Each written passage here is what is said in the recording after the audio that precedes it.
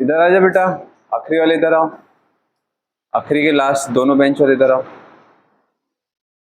इधर आओ, आप दोनों इधर आ जाओ।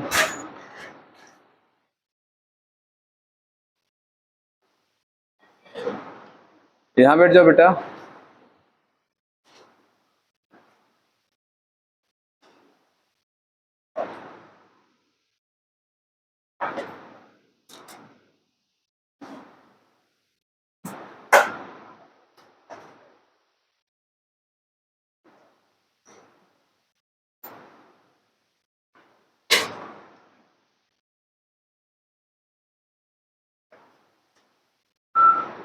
इधर बैठोगे क्या?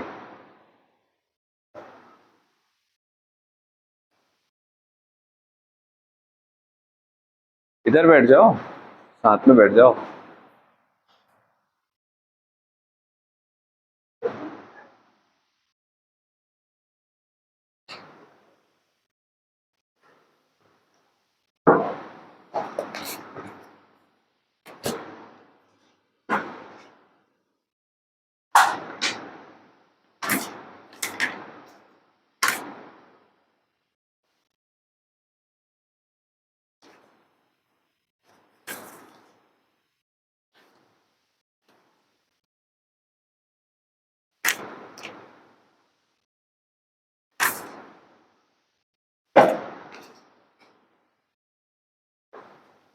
हाँ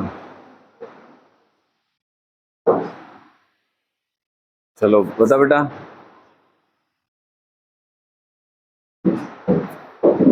कौन कौन से फॉर्म में कार्बन डाइऑक्साइड ट्रांसपोर्ट होता है और कितना परसेंटेज? कार्बन डाइऑक्साइड का ब्लड में जो ट्रांसपोर्टेशन है वो किस किस फॉर्म में होता है, कितने परसेंटेज में होता है?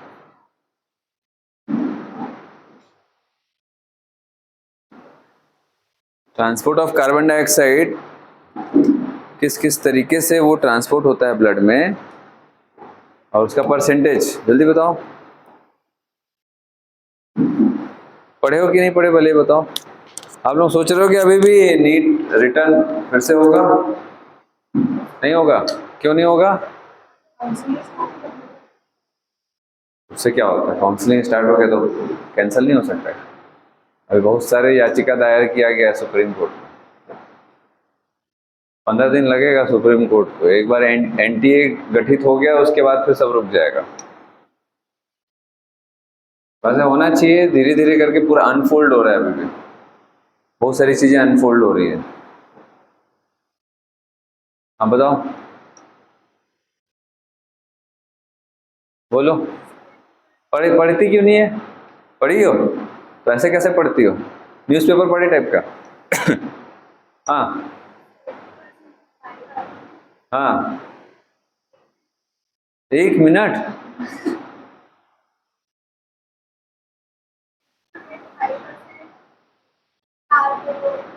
हाँ ठीक है, मैं समझ गया। और बाकी ऑक्सीजन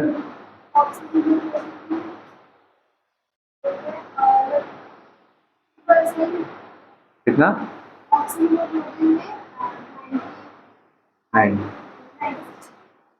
96 कुछ।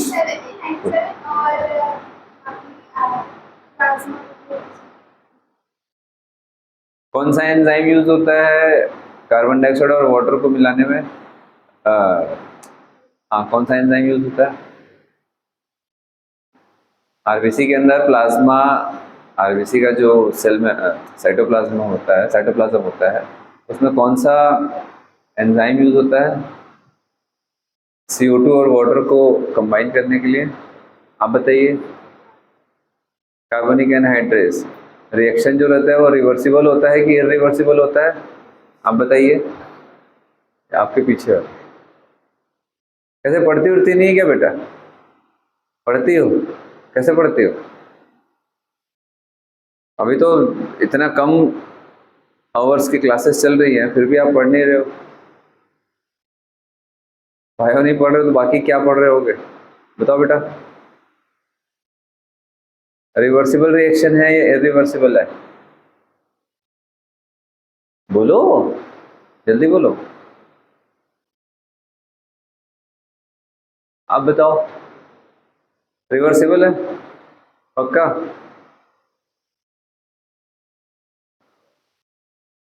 बाइकार्बोनेट आयन और क्लोराइड आयन, इन दोनों में से इनफ्लक्स किसका होता है?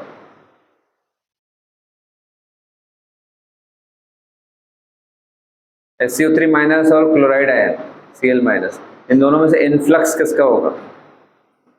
आप बताओ लास्ट बेंच, इनफ्लक्स किसका होगा?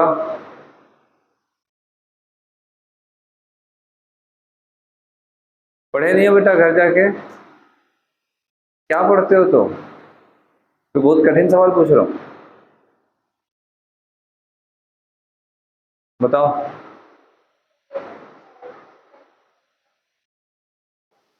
पहले नहीं पूछ रहा हूं, इनफ्लक्स किसका होता है ये पूछ रहा हूं। क्लोराइड आयन का पहले इनफ्लक्स होगा कि इफ्लक्स होगा? इफ्लक्स किसका होगा? HCO, HCO कि HCO2 की SCO3 की SCO4?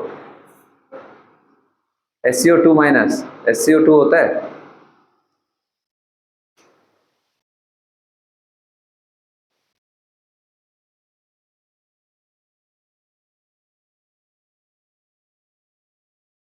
बोलना बेटा, होता है SCO2। आयनिक बैलेंस करने नहीं आता है क्या?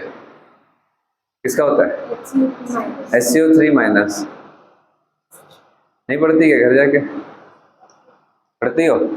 ऐसा पढ़ती हो? चलो बताओ बेटा, एल्विलार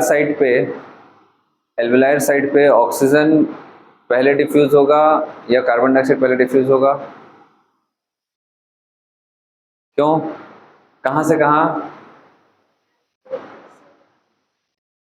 उससे क्या होगा? कार्बन डाइऑक्साइड पहले डिफ्यूज क्यों नहीं होगा? टूटा नहीं है, SCO3 माइनस में है ना? क्यों नहीं टूटा है? कब टूटेगा? जब O2 क्या करेगा? पार्शियल प्रेशर ऑफ O2 ज्यादा रहेगा, तब SCO3 माइनस H प्लस और CO2। Partial pressure of oxygen ज़्यादा होगा तो SCO3 माइनस का कुछ नहीं होगा, वो हीमोग्लोबिन के साथ कंबाइन होगा पहले, फिर हाइड्रोजन रिलीज होगा, तब SCO3 माइनस के साथ में हाइड्रोजन कंबाइन होगा, फिर H2O और कार्बन डाइऑक्साइड सेपरेट होंगे एक दूसरे से, फिर CO2 एल्विलाई में जाएगा। पढ़ते नहीं हो इसका मतलब आप लोग ठीक से प्रोसेस पूरा पढ़ा करो, पूरा प्रोसेस कब क्या हो रहा है। सिर्फ पढ़ना इंपॉर्टेंट नहीं है, पूरा एकदम A to Z पढ़ना इंपॉर्टेंट है। आपको पूरा प्रोसेस सिस्टमेटिक आना चाहिए, तब जा करके आप क्वेश्चन सही बना पाओगे। 330 340 तभी क्रॉस होगा जब आप A से Z तक पूरा का पूरा अल्फाबेट आना चाहिए, मतलब कोई भी चैप्टर की जो सिस्टम है वो पूरा आना चाहिए। चलिए, आप लोग यही पढ़ के नहीं आए होंगे तो फिर ऑक्सीजन हीमोग्लोबिन में दिक्कत जाएगी, है ना? और टिश्यू लेवल पर क्या होगा बेटा? टिश्यू लेवल पर क्या होगा?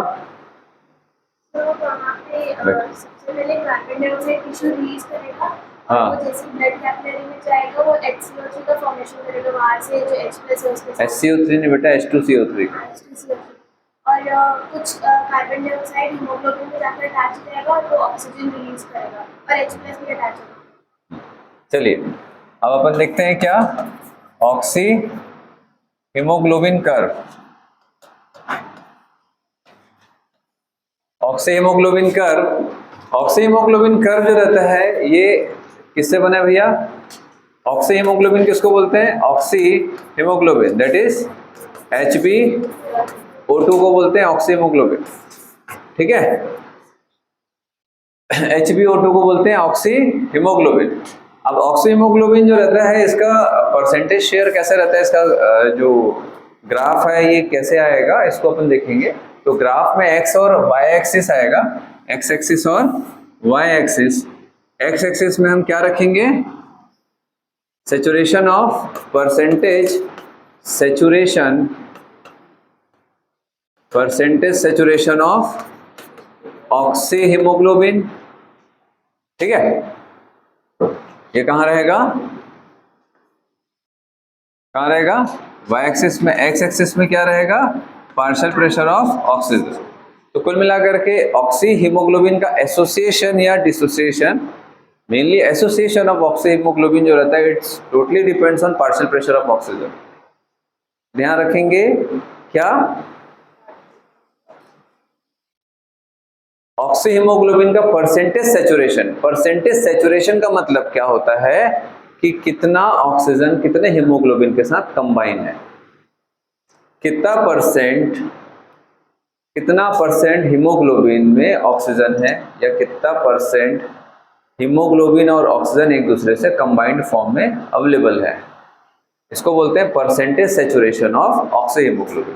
क्लियर हो रहा है बात, पहले ये समझ लो। तो ऑक्सी हीमोग्लोबिन का परसेंटेज का सेचुरेशन कितना है, ये मेनली डिपेंड किस पे करेगा, पार्शियल प्रेशर ऑफ ऑक्सीजन, ठीक है। बट ये कम या ज्यादा होना कार्बन डाइऑक्साइड पे भी डिपेंड करेगा, क्योंकि हमने जस्ट पहले कार्बन डाइऑक्साइड के ट्रांसपोर्ट में क्या देखा है, ऑक्सी हीमोग्लोबिन ब्रेक कब होगा, जब H+ कंसंट्रेशन बढ़ेगा, तो ये इस पे अटैक करेगा और क्या बनेगा, Hb.H+ ऑक्सीजन रिलीज होगा। इसका मतलब है कि H+ कंसंट्रेशन पे भी डिपेंड करेगा, और H+ कंसंट्रेशन कब बढ़ेगा, जब CO2 का कंसंट्रेशन दैट इज PCO2 बढ़ेगा। PCO2 बढ़ेगा तो ऑटोमेटिक H+ कंसंट्रेशन बढ़ेगा, हम लोगों ने पिछले क्लास में देखा है। समझ आ गया बात। तो कुल मिलाकर के PCO2 और H+ कंसंट्रेशन पे भी डिपेंड करता है परसेंटेज सेचुरेशन, बट मेनली किस पे डिपेंड करेगा, पार्शियल प्रेशर ऑफ ऑक्सीजन। इसीलिए ध्यान रखना क्वेश्चन में तीनों आता है। तो मेनली पूछ रहा है ना, या ओवरऑल पूछ रहा है। तो मेनली अगर पूछेगा और अगर तीनों ऑप्शन दिया है, चौथा कुछ और दिया है, तो आपको सब ऐसे नहीं कि अरे तो कुछ गलत हो गया, ऐसे नहीं कि इन दोनों को भी टिक कर दोगे, है ना। आपका mainly partial pressure of oxygen. क्यों, क्योंकि मैंने आपको क्या बताया, पार्शियल प्रेशर ऑफ ऑक्सीजन के कंपैरिजन में जब partial pressure of carbon dioxide ज्यादा होता है टिश्यू लेवल पर, तब जाकर के कार्बन डाइऑक्साइड से हाइड्रोजन आयन क्रिएट होगा और ये हाइड्रोजन आयन HbO2 को ब्रेक करेगा, डिसोसिएट करेगा। सेम वही चीज जब एल्वेलार लेवल पर जाते हैं, तो एल्वेलाई में क्या होता है, CO2 का जो पार्शियल प्रेशर है वो ऑक्सीजन के कंपैरिजन में कम होता है, क्योंकि एल्वेलाई लेवल पर पार्शियल प्रेशर ऑफ ऑक्सीजन काफी ज्यादा होता है, जिसके कारण फिर से एसोसिएशन होता है HbO2 का। समझ आ गया बात। तो HbO2 का एसोसिएशन का मतलब वो सेचुरेट हो रहा है, हीमोग्लोबिन ऑक्सीजन से सेचुरेट हो रहा है। तो ये सेचुरेशन मेनली डिपेंड करता है पार्शियल प्रेशर ऑफ ऑक्सीजन के कंसंट्रेशन पे। समझ आ गया बात आप लोगों को, ठीक है। इसके बाद जब मैं आप लोगों को ब्रीथिंग रेगुलेशन बताऊंगा, तो वहां पर ऑक्सीजन का रोल नहीं रहेगा, वहां कार्बन डाइऑक्साइड का रोल रहेगा। तो लेकिन दोनों अलग अलग चीजें हैं, आप जब क्वेश्चन पढ़ते हो तो दोनों को मिक्स कर देते हो, ठीक है। तुम जो क्वेश्चन भेजी थी वो वही है, मैं बताया हूँ कुछ और, अब आगे का क्वेश्चन आप सॉल्व किए तो आपके दिमाग में आया कुछ और कि पार्शियल प्रेशर ऑक्सीजन, भाई PO2 तो होता ही है, लेकिन वो HbO2 का परसेंटेज सेचुरेशन के लिए होता है, ना कि ब्रीथिंग रेट के लिए होता है। ब्रीथिंग रेट और परसेंटेज सेचुरेशन ऑफ हीमोग्लोबिन दोनों में डिफरेंस है, ठीक, यहाँ तक समझ आ रहा है, ठीक है। तो ध्यान रखना, इसीलिए जो ऑक्सी हीमोग्लोबिन कर्व है उसमें मेनली PO2 के बारे में दिया गया है, ना कि PCO2, ना ही H+ कंसंट्रेशन। क्लियर हो गया इतना। चलिए तो 0 से स्टार्ट करेंगे, है ना, 10, 20, 30, 40, 50।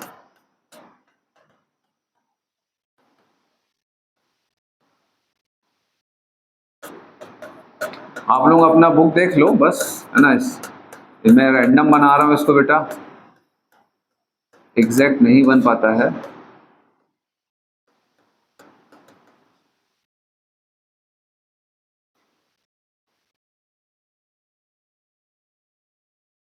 चलिए, अब ये सबसे पहली बात ध्यान रखना कि ऑक्सी हीमोग्लोबिन जो कर्व होता है, ठीक है, ऑक्सी हीमोग्लोबिन जो कर्व है ये सिग्मोइड होता है, ठीक है, सिग्मोइड होता है, और ये बहुत जरूरी भी है सिग्मोइड होना।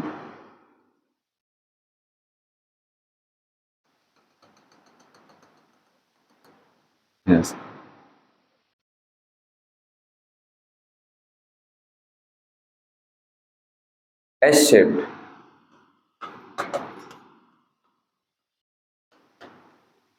सिग्मोइड और एस शेप्ड, ठीक है, क्लियर हो रहा है बात। अब उसमें अगर आप देखोगे थोड़ा सा डायग्राम,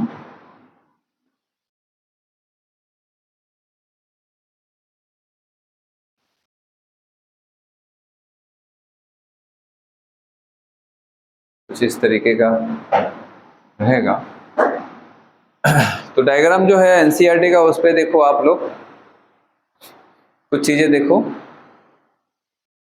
परसेंटेज सेचुरेशन 100 में है ना, जब partial pressure of oxygen 100 mmHg में, ये कितना mmHg में, ठीक है। तो ये क्या होगा बेटा, it is partial pressure of oxygen at 100 mmHg, ठीक है। बट हमारा ऑक्सीजनेटेड ब्लड में मैक्सिमम कितना 95 mmHg होता है। फिर 100 कैसे हुआ, जो न्यूबॉर्न बेबीज होते हैं, इन्फेंट्स होते हैं, उनमें आपको 100 भी मिलेगा पार्शियल प्रेशर ऑफ ऑक्सीजन, समझ आ रहा है। तो 100 अगर होगा तो यहाँ पर क्या होगा, percentage saturation of oxyhaemoglobin is also.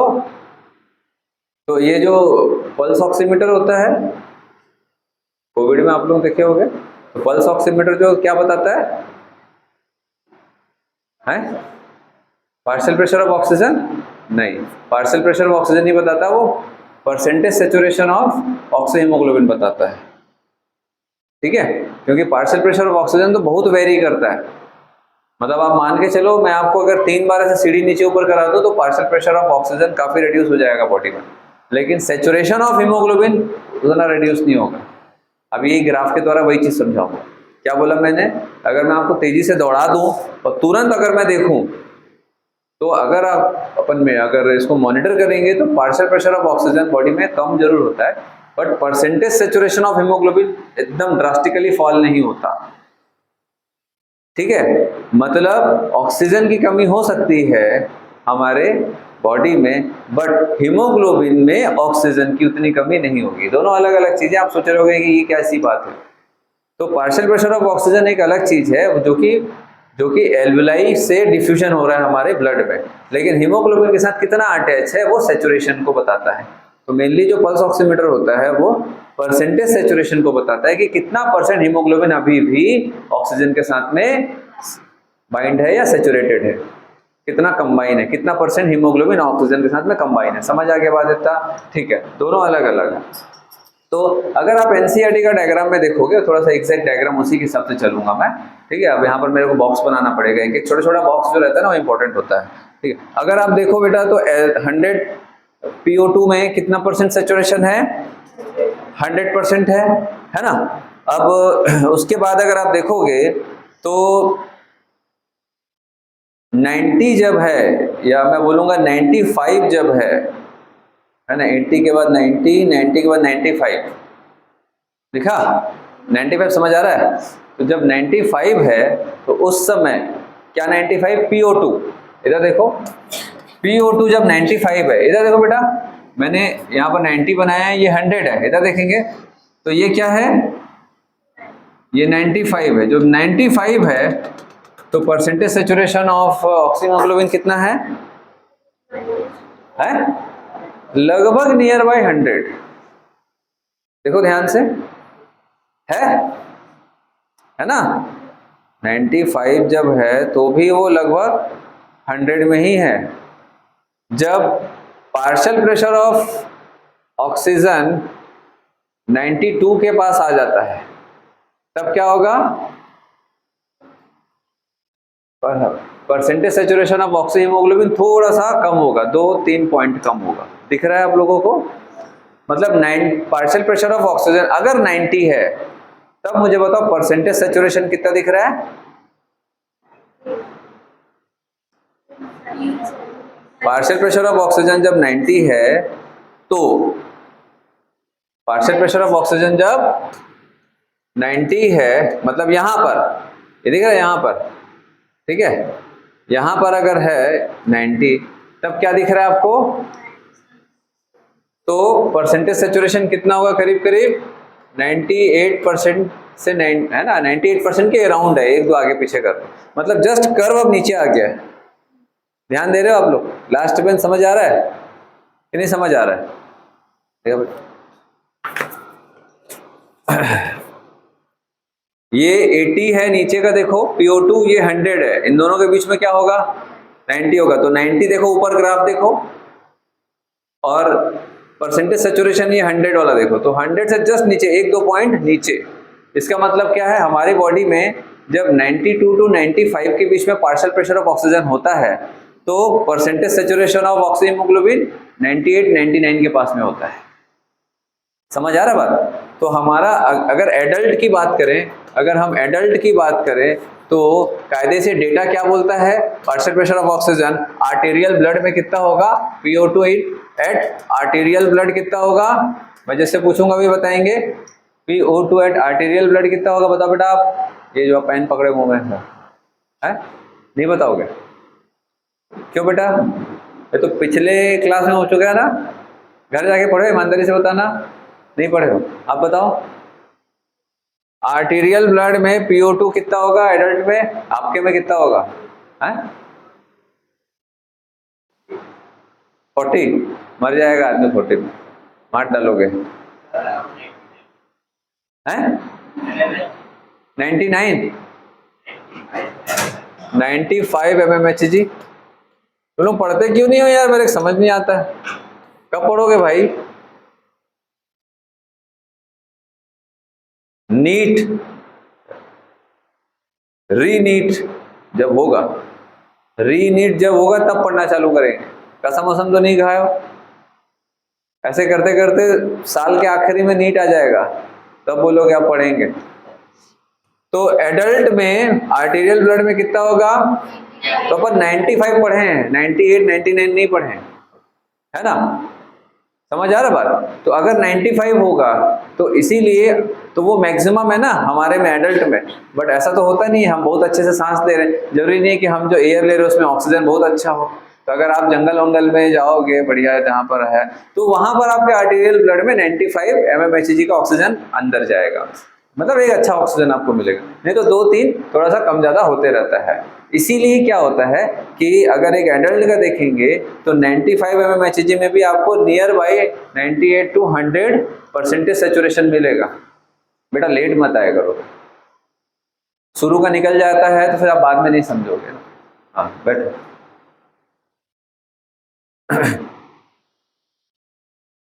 Clear हो रहा है बात? ठीक है।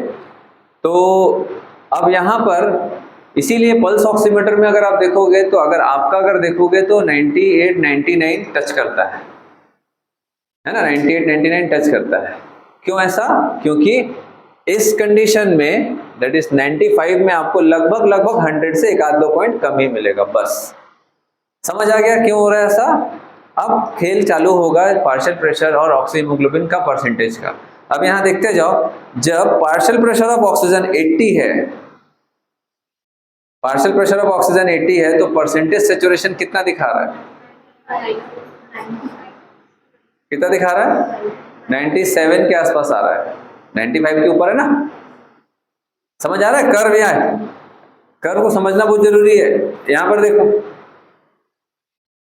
जब पार्शियल प्रेशर ऑफ ऑक्सीजन 80 है तो यहां पर देखो आप लोग 95 से जस्ट बाहर है ना, ये 90 है ये वाला और ये 95 है, तो 95 से जस्ट 96 97 अभी भी दिखा रहा है। मतलब हमारा आर्टेरियल ब्लड में 95 mmHg नॉर्मली होना चाहिए। अगर ये 95 के बदले मतलब ऑक्सीजन कंसंट्रेशन हमारे बॉडी में 80 में आ गया तो भी ऑक्सीजन और हीमोग्लोबिन इजीली डिसोसिएट नहीं हो रहे हैं। 2-3 पॉइंट का डिफरेंस आ रहा है। अगर आप देखोगे तो 95 के ऊपर है अभी भी परसेंटेज सेचुरेशन। आप समझ पा रहे हो क्या बोल रहा हूँ? 95 से 80 में आ गया ऑक्सीजन का पार्शियल प्रेशर, फिर भी हीमोग्लोबिन ने ऑक्सीजन को छोड़ा नहीं है, अभी भी बाइंड करके रखा है मतलब ऑक्सीजन स्टोर है हमारे बॉडी में। अब इधर देखो, जब 70 में आ गया, 70 में आ गया तो अब कितना आया परसेंटेज सेचुरेशन? अब कितना आया? अब आया 95। ध्यान से देखो, 90 और 100 के बीच में है ना एग्जैक्ट। जब 70 में है तो 70 में है तो कितना परसेंट है? 95। अगर आपका 95 दिखा रहा है पल्स ऑक्सीमीटर में, इसका मतलब क्या है? 70 mmHg में आ गया पार्शियल प्रेशर। अब 60 का देखो, मतलब ऑक्सीजन की कमी हो रही ना बॉडी में, लेकिन अभी भी बॉडी ने हीमोग्लोबिन से ऑक्सीजन को डिसोसिएट करने से रोक के रखा है, स्टोर करके रखा है इमरजेंसी के लिए। समझ आ रहा बात? ऑक्सीजन नहीं मिलने पर भी। अब देखो 60 में आ गया, पार्शियल प्रेशर ऑफ ऑक्सीजन 60 में आ गया, मतलब लगभग 95 से 60, मतलब कितना? करीब करीब 1/3 कम हो गया, करीब करीब 1/3 कम हुआ ना। मतलब अगर हमको 1/3 ऑक्सीजन कम मिल रहा है, हमको 1/3 ऑक्सीजन कम मिल रहा है, फिर भी ऑक्सीहीमोग्लोबिन का डिसोसिएशन इजीली नहीं हुआ है। मतलब अभी भी हीमोग्लोबिन में ऑक्सीजन अटैच है फॉर द इमरजेंसी कंडीशन। कि चलो अभी भी रखते हैं, जिंदा रखने के लिए थोड़ा सा होना चाहिए। इतना इजीली हीमोग्लोबिन और ऑक्सीजन डिसोसिएट नहीं होता। तो 60 के कंडीशन में कहां पर है भैया? 90 में। तो अगर पल्स ऑक्सीमीटर में 90 दिखा रहा है परसेंटेज सेचुरेशन, इसका मतलब 1/3 ऑक्सीजन की कमी हो गई है बॉडी में। लेकिन 90 में भी मैंने देखा है कोई फर्क नहीं पड़ता, आप आराम से जिंदा रह सकते हैं, आराम से नॉर्मली रह सकते हैं, कोई फर्क नहीं पड़ता। 90 से नीचे जब जाना चालू होगा तब प्रॉब्लम स्टार्ट होगी। क्यों? अब देखो 90 से नीचे में कहां पर है? PO2। ये 90 है बेटा, 90 से नीचे में अब देखो ड्रास्टिकली फॉल होना चालू हो रहा है।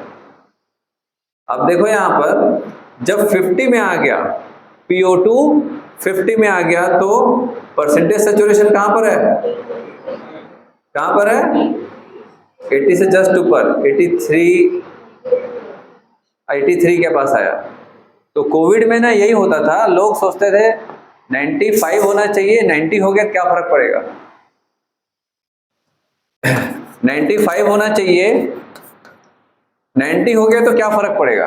कुछ फर्क पड़ेगा क्या? 5 ही पॉइंट तो कम हुआ, 5 पॉइंट तो कम हुआ है, बस कुछ नहीं होता है। डॉक्टर लोग ऐसे ही बोलते रहते। तो अगर 95 से 90 हो गया तो क्या फर्क पड़ेगा? अगर 90 हो गया इसका मतलब ऑक्सीजन की कितनी कमी है? 1/3। समझ आ रहा बात? ठीक है। तो बॉडी हमेशा रेजिस्ट करके रखता है ऑक्सीजन को रिलीज करने के लिए। अब अगर किसी का 85 आ गया तो बोले ठीक है ना, 10 ही पॉइंट तो कम है। 85 में कहां होगा? देखो ऑक्सीजन की कितनी कमी है? हाँ 85। हाँ पार्शियल प्रेशर ऑफ ऑक्सीजन कितना होगा? अगर 85 परसेंटेज सेचुरेशन है ऑक्सीहीमोग्लोबिन का, तो PO2 कितना है? 50-55 के बीच में। इसका मतलब क्या? लगभग आधा ऑक्सीजन बचा है बॉडी में, लेकिन अभी भी हीमोग्लोबिन ऑक्सीजन को छोड़ नहीं रहा है। क्यों? इन दोनों की बॉन्डिंग अच्छी है। लेकिन अब यहाँ पर प्रॉब्लम चालू होना स्टार्ट हो रहा है। ऑक्सीजन कम है लेकिन CO2 ज्यादा बनना चालू हो रहा है बॉडी में। ठीक है। अब यहाँ पर खेल चालू होगा जब 40 में आएगा, PO2 40 है, तब परसेंटेज सेचुरेशन किस में आएगा?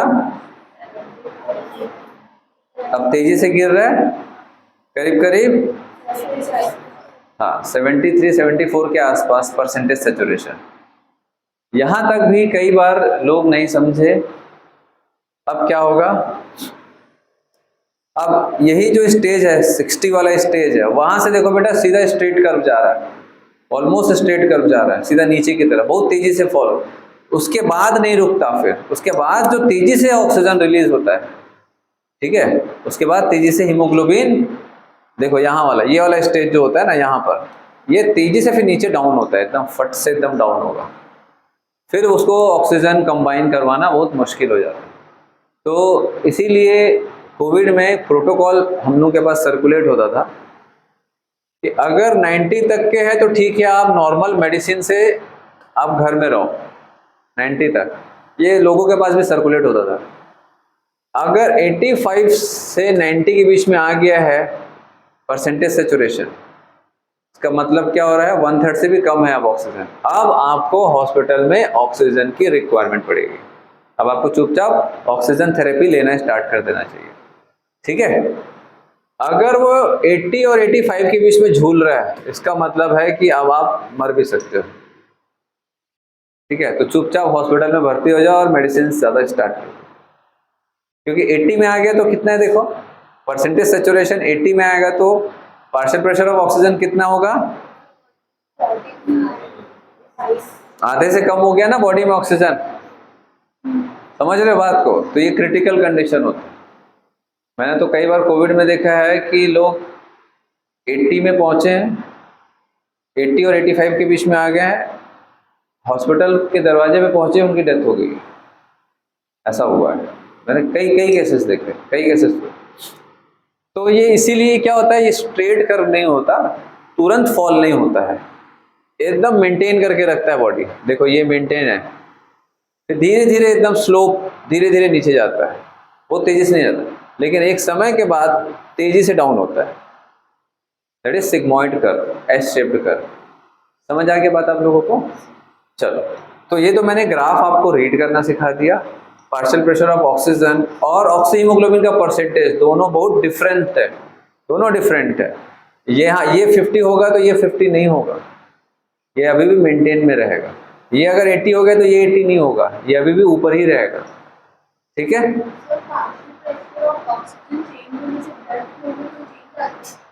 बिल्कुल, ब्लड फ्लो, ऑक्सीजन अगर कम है, ऑक्सीजन बॉडी में कम है तो ब्लड का फ्लो बढ़ेगा ना बेटा, क्योंकि हाइपर वेंटिलेशन चालू होगा। अब हम सांस तेजी से लेना चालू करेंगे ना ऑक्सीजन की कमी होने से। ऑक्सीजन की कमी होने से हम सांस जल्दी जल्दी लेंगे, तो सांस जल्दी जल्दी लेंगे, ऑक्सीजन जल्दी जाएगा। ये बॉडी को पता है, सांस जल्दी लेंगे ऑक्सीजन जल्दी जाएगा, ब्लड में ज़्यादा ऑक्सीजन जाएगा। अब टिश्यूज़ में ऑक्सीजन की कमी है तो टिश्यूज़ को ऑक्सीजन जल्दी देना है, तो ब्लड फ्लो बढ़ जाएगा, हार्ट रेट बढ़ जाएगा।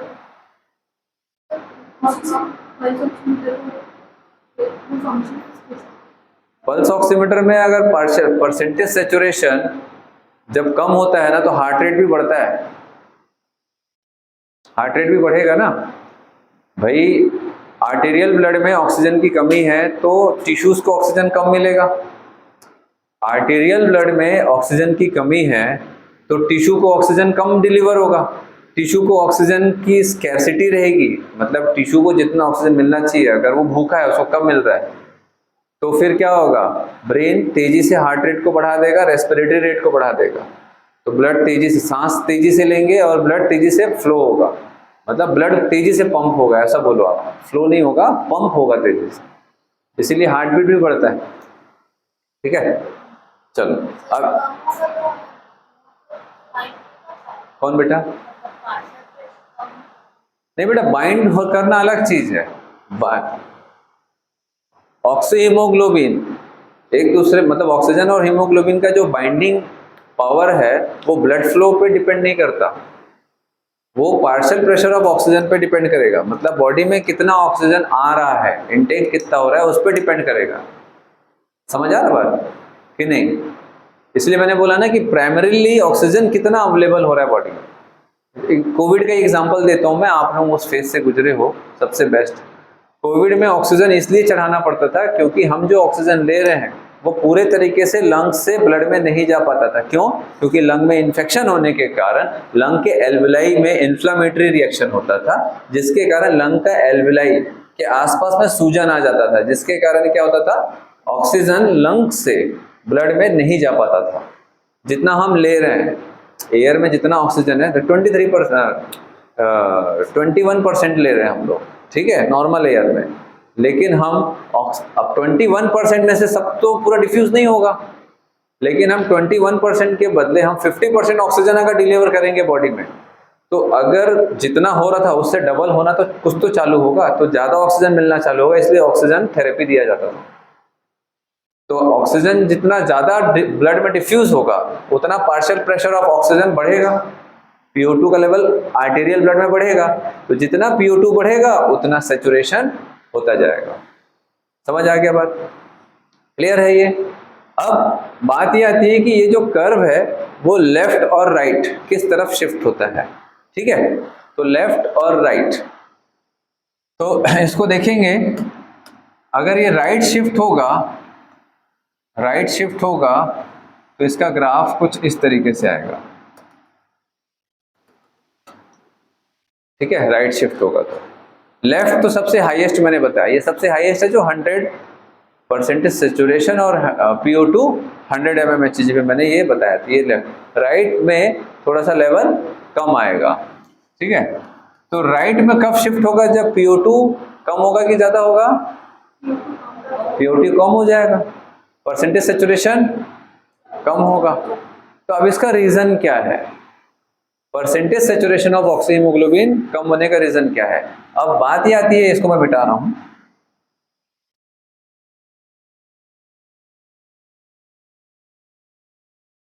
अब बात ये आती है कि परसेंटेज सेचुरेशन, इसको ध्यान से समझना, ऑफ ऑक्सीहीमोग्लोबिन मतलब क्या है? HbO2 जितना भी परसेंटेज का था उससे अब वो रिड्यूस होना चालू होगा। इसका मतलब क्या है कि HbO2 का क्या हो जाएगा? डिसोसिएशन। तो डिसोसिएशन का रीजन क्या है? ये मैंने पिछले क्लास में बताया था। क्या HbO2 कब डिसोसिएट होगा, कब एक दूसरे से अलग होगा? जब PCO2 ज्यादा होगा। PCO2 ज्यादा होने से H प्लस आयन ज्यादा होगा। H प्लस ज्यादा होगा तो ये क्या करेगा? HbO2 पे अटैक करेगा और क्या बनाएगा? Hb.H, that is haemoglobinic acid plus O2। O2 release होगा, मतलब PCO2 बढ़ने से अटैक करेगा HbO2 पर हाइड्रोजन, क्योंकि PCO2 ज्यादा होगा मतलब CO2 ज्यादा होगा। CO2 ज्यादा होगा तो क्या बनेगा? वाटर के साथ में रिएक्ट करके H2CO3 बनेगा। H2CO3 डिसोसिएट होकर के H plus plus HCO3 minus बनेगा और ये H प्लस अटैक करेगा HbO2 पर, तो डिसोसिएट हो जाएगा। इसका मतलब क्या है? इसका डिसोसिएशन जो रहता है वो किस पे डिपेंड करेगा? Partial pressure of carbon dioxide and H plus concentration. बात क्लियर है? H प्लस ज्यादा है, इसका मतलब अब जो कंडीशन है वो एसिडिक होगा या अल्कलाइन होगा? एसिडिक होगा कि अल्कलाइन होगा? H प्लस ज्यादा है, एसिडिक होगा। इसका मतलब pH क्या होगा? ज्यादा होगा कम होगा? कम होगा। समझ आ रहा बात? तो क्वेश्चन यही आता है कि oxyhaemoglobin curve shift to right कब होगा? राइट शिफ्ट होने का मतलब परसेंटेज सेचुरेशन कम हुआ और पार्शियल प्रेशर ऑफ ऑक्सीजन कम हुआ है। देखो कम हुआ ना, PCO2 कम हुआ और परसेंटेज सेचुरेशन कम हुआ। ये इधर आ गया ना बेटा, ये लाइन यहां से यहां नीचे आ गई, तो ये आपका 100 से नीचे आ गया और पार्शियल प्रेशर यहाँ 95 था या 100 था, 100 से इधर नीचे आ गया। तो ये हमारी एक नया ग्राफ है, ये हमारा एक नया ग्राफ है। तो इस नए ग्राफ में परसेंटेज सेचुरेशन भी कम है और पार्शियल प्रेशर ऑफ ऑक्सीजन भी कम है ना? तो अगर कम होगा तो ग्राफ लेफ्ट की तरफ जा रहा है या राइट की तरफ जा रहा है? राइट की तरफ शिफ्ट हो जा रहा है। तो सवाल यही घूमते रहता है, क्वेश्चन हर साल यही आता है कि ग्राफ राइट की तरफ शिफ्ट होगा तो क्या होगा, लेफ्ट की तरफ शिफ्ट होगा तो क्या होगा, या लेफ्ट की तरफ शिफ्ट करने के लिए क्या होना चाहिए या राइट की तरफ शिफ्ट होने के लिए क्या होना चाहिए। तो मैं इसको हटा रहा हूं और एक एक करके मैं पूछते जाऊंगा।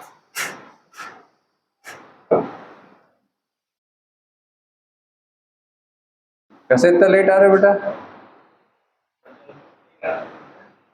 जल्दी उठने की आदत छूट गया है? यहाँ बैठ जाओ, सामने उतना दूर कहाँ बैठ जाओ, इधर आ जाओ। आदत बनाओ भैया। एक कहावत है ना, जो सोया वो खोया।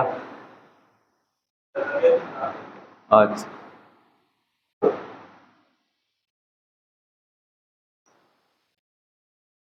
चलिए तो oxy haemoglobin curve shifted to right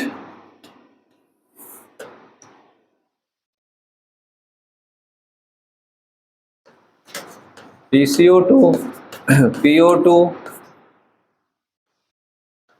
H plus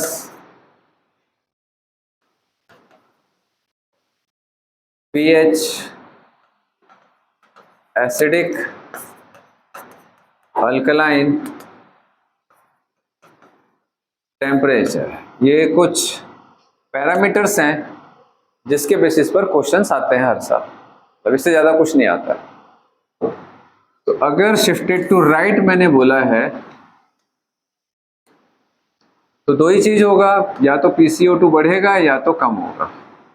PO2 ज़्यादा होगा या कम होगा, H प्लस ज़्यादा होगा या कम होगा, pH ज़्यादा होगा या कम होगा, एसिडिक होगा या नहीं होगा, अल्कलाइन होगा या नहीं होगा, टेम्परेचर बढ़ेगा या कम होगा। मतलब यही आता है और ऐसा कुछ खास नहीं आता। फिर एक एक करके पूछेंगे लास्ट बेंच से।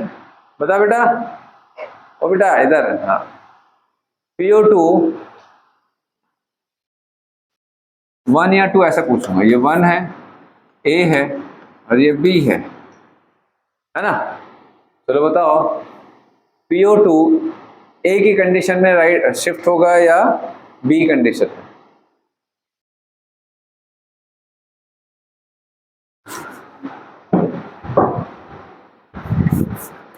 देखो इतना समझ जाओ बस, उसके बाद क्वेश्चन नहीं भी सॉल्व करोगे तो भी सब बन जाएगा, वैसे करना है ना।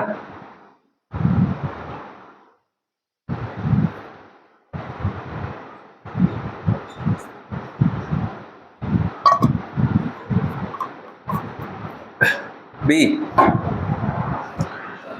मैं आप लोग से थ्योरी जो पूछ रहा हूँ बेटा वही क्वेश्चन का फॉर्मेट होता है, ठीक है। ऐसे वो क्वेश्चन 4 ऑप्शन देके मैं नहीं पूछता हूँ, 4 ऑप्शन अगर मिलता है तो दिमाग ब्लॉक हो जाता है काम करने में, जब ऑप्शन नहीं होते हैं तो ही दिमाग सही तरीके से काम करता है। हाँ बी, चलो इनके हिसाब से बी। आप बताओ बेटा बाजू में ए होगा, ये ए बोली, ठीक है। आप बोलो बेटा एच होगा, बी होगा। एकदम बराबर बराबर चल रहा है, एकदम वोटिंग चल रहा है, ऐसा लग रहा है कांग्रेस बीजेपी ऐसा।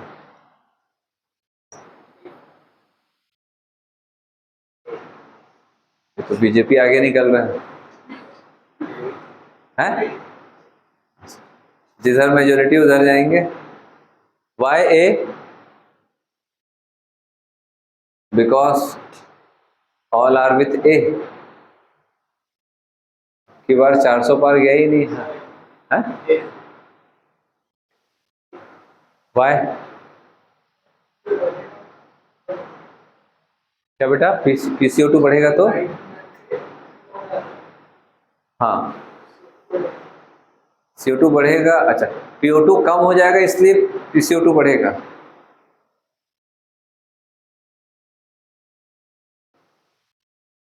पिछले क्लास में आई थी बेटा, ए क्यों? अरे एक आंसर क्यों है पूछ रहा हूँ, तबियत खराब था बोलती हो, आंसर बताओ क्यों।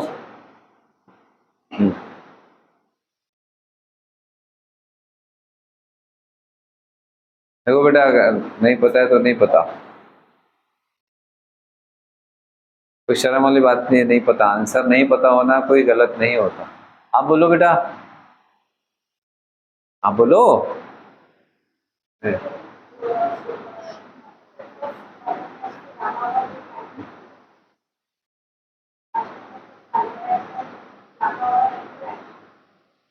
तो ही राइट शिफ्ट क्यों होगा वही पूछ रहा हूँ।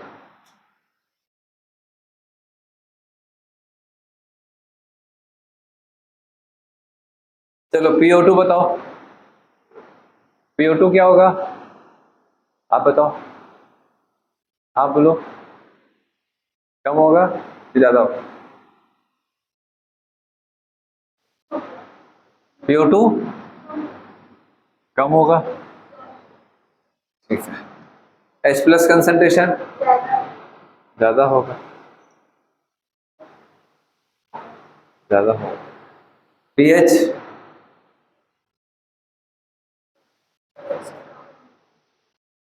pH कम होगा,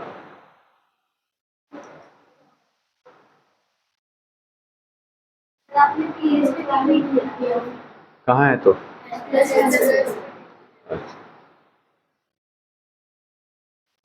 दूसरों की गलतियों को जल्दी पकड़ता है आदमी।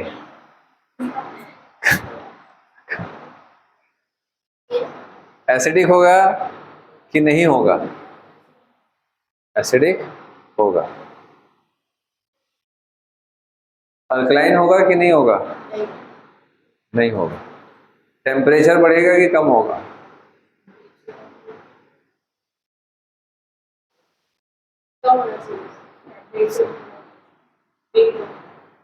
कम होना चाहिए। बढ़ेगा, बढ़ेगा। आई एम विथ मेजोरिटी, बढ़ेगा। क्यों बढ़ेगा? हाँ हाँ हाँ, मैं ऐसी मेरी मर्जी में कहीं भी रुक सकता हूँ। क्यों बढ़ेगा टेम्परेचर? तो क्यों बोली? हाँ, क्यों बोली बढ़ेगा? तो बिना मतलब के टेम्परेचर बढ़ा रहे हो, माहौल गर्म कर रहे हो यहाँ का। क्यों बढ़ेगा? क्योंकि सब बढ़ा रहे हैं इसलिए। मैं कौन होती हूँ कम करने वाली? बोलो क्यों बेटा?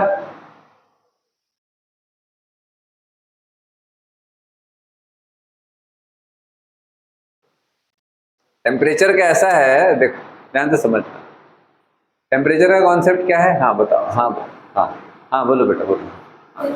एंजाइम एक्टिविटी टेम्परेचर की वजह से मतलब बहुत नैरो रेंज में काम कर सकते हैं एंजाइम। तो ज़्यादा टेम्परेचर पे डिजोनेरेट हो जाता है। कौन सा enzyme? Carboxylic acid, carboxylic anhydrase, carbonic anhydrase. क्यों कम क्यों बढ़ेगा भैया? तो दीदी बताइए, वो तो गलत है। हाँ, सर क्योंकि जो सेल्स है वो CO2 रिलीज कर रहे हैं, जब वो ग्लूकोज का ब्रेकडाउन करते हैं तो ATP रिलीज होती है और इससे वो हीट के फॉर्म में रिलीज होती है। तो वो बहुत ज़्यादा रिलीज होने लगेगी तो फिर टेम्परेचर ऑटोमेटिक बढ़ जाएगा। ऐसा होगा, ऐसा होगा, ऐसा होगा।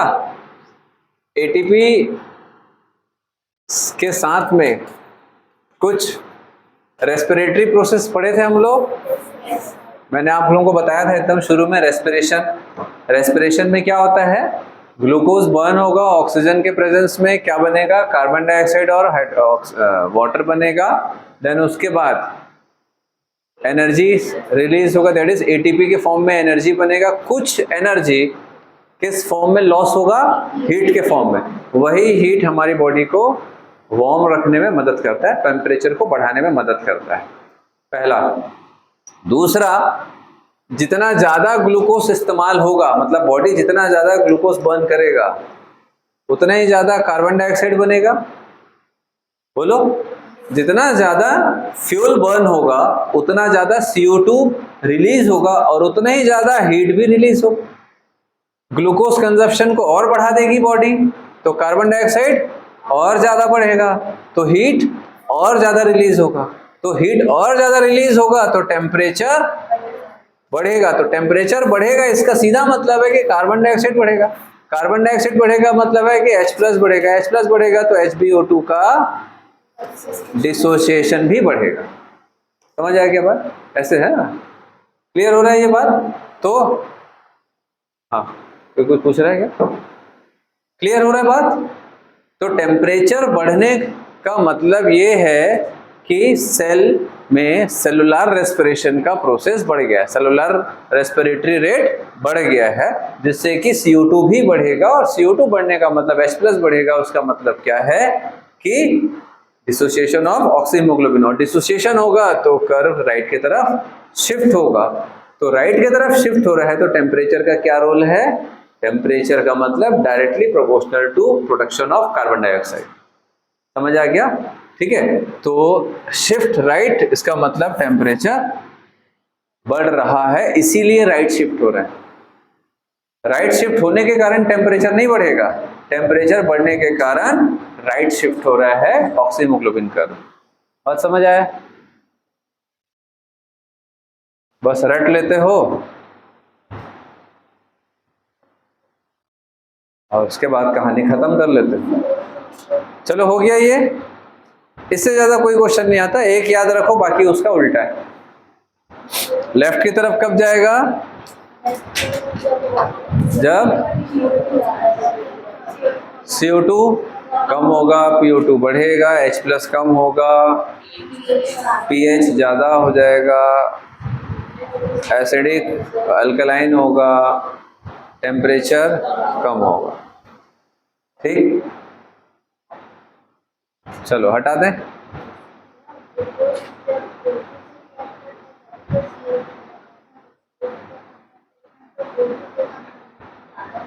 हाँ, तभी तो PO2 कंसंट्रेशन कम हुआ ना,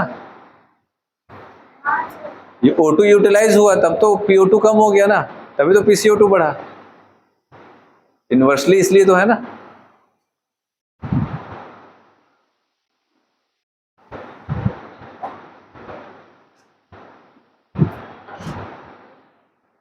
हाइपरथायराइड केस में क्या होता है?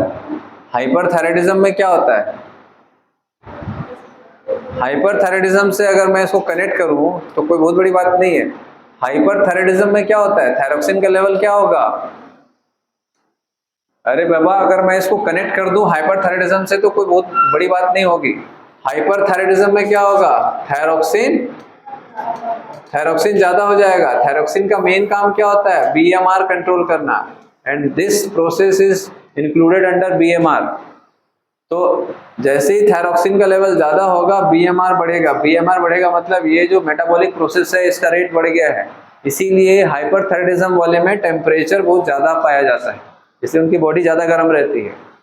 समझ आ रहा बात? और टेम्परेचर ज्यादा पाया जाता है मतलब CO2 खटाखट बन रहा है उसकी बॉडी में, ज्यादा CO2 बन रहा है, इसीलिए बॉडी का रेस्पिरेटरी रेट नॉर्मल से थोड़ा सा ज्यादा रहेगा, इसीलिए उनका हार्ट रेट भी बढ़ जाता है। ये सब आप लोग पढ़े होंगे 11th वाला जो टॉपिक है उसमें, कि हाइपरथायराइडिज्म में हार्ट रेट बढ़ जाता है, रेस्पिरेटरी रेट बढ़ जाता है। समझ आ रहा बात? बॉडी का टेम्परेचर बढ़ जाता है। तो क्यों बढ़ जाता है? यही प्रोसेस तो है।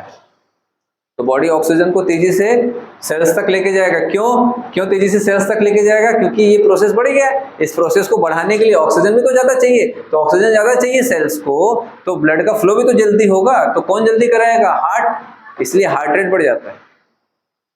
समझ आ गया बात? तो अगर ऐसा क्वेश्चन आ जाए कि ऑक्सीहीमोग्लोबिन कर्व में टेम्परेचर बढ़ा हुआ है, ठीक है, तो थायरोक्सिन में क्या होगा? उसमें बढ़ेगा।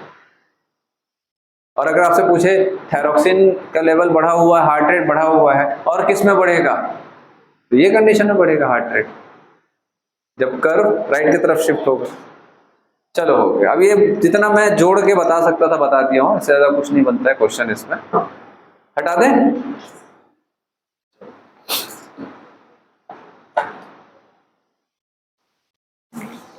देन उसके बाद देखते हैं बेटा रेगुलेशन ऑफ रेस्पिरेशन।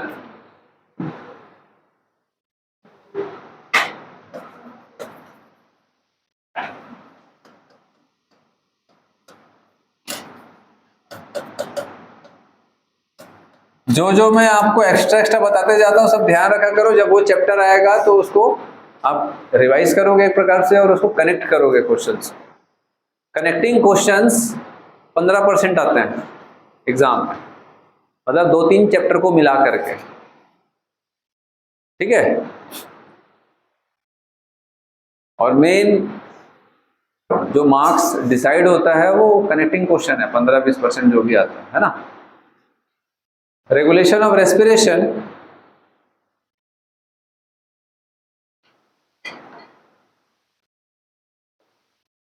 तो रेस्पिरेशन जो है वो 2 तरीके से रेगुलेट होगा। एक तो ऑटोमेटिक हो रहा है, आप अभी सोच के सांस ले रहे हो, नहीं बिना सोचे समझे सांस ले रहे हो, ठीक है, और एक बाबा रामदेव सोच के सांस ले रहे हैं, इंस्पिरेशन एक्सपिरेशन। तो ये दोनों को कौन कंट्रोल कर रहा है ना? तो that is involuntary control, involuntary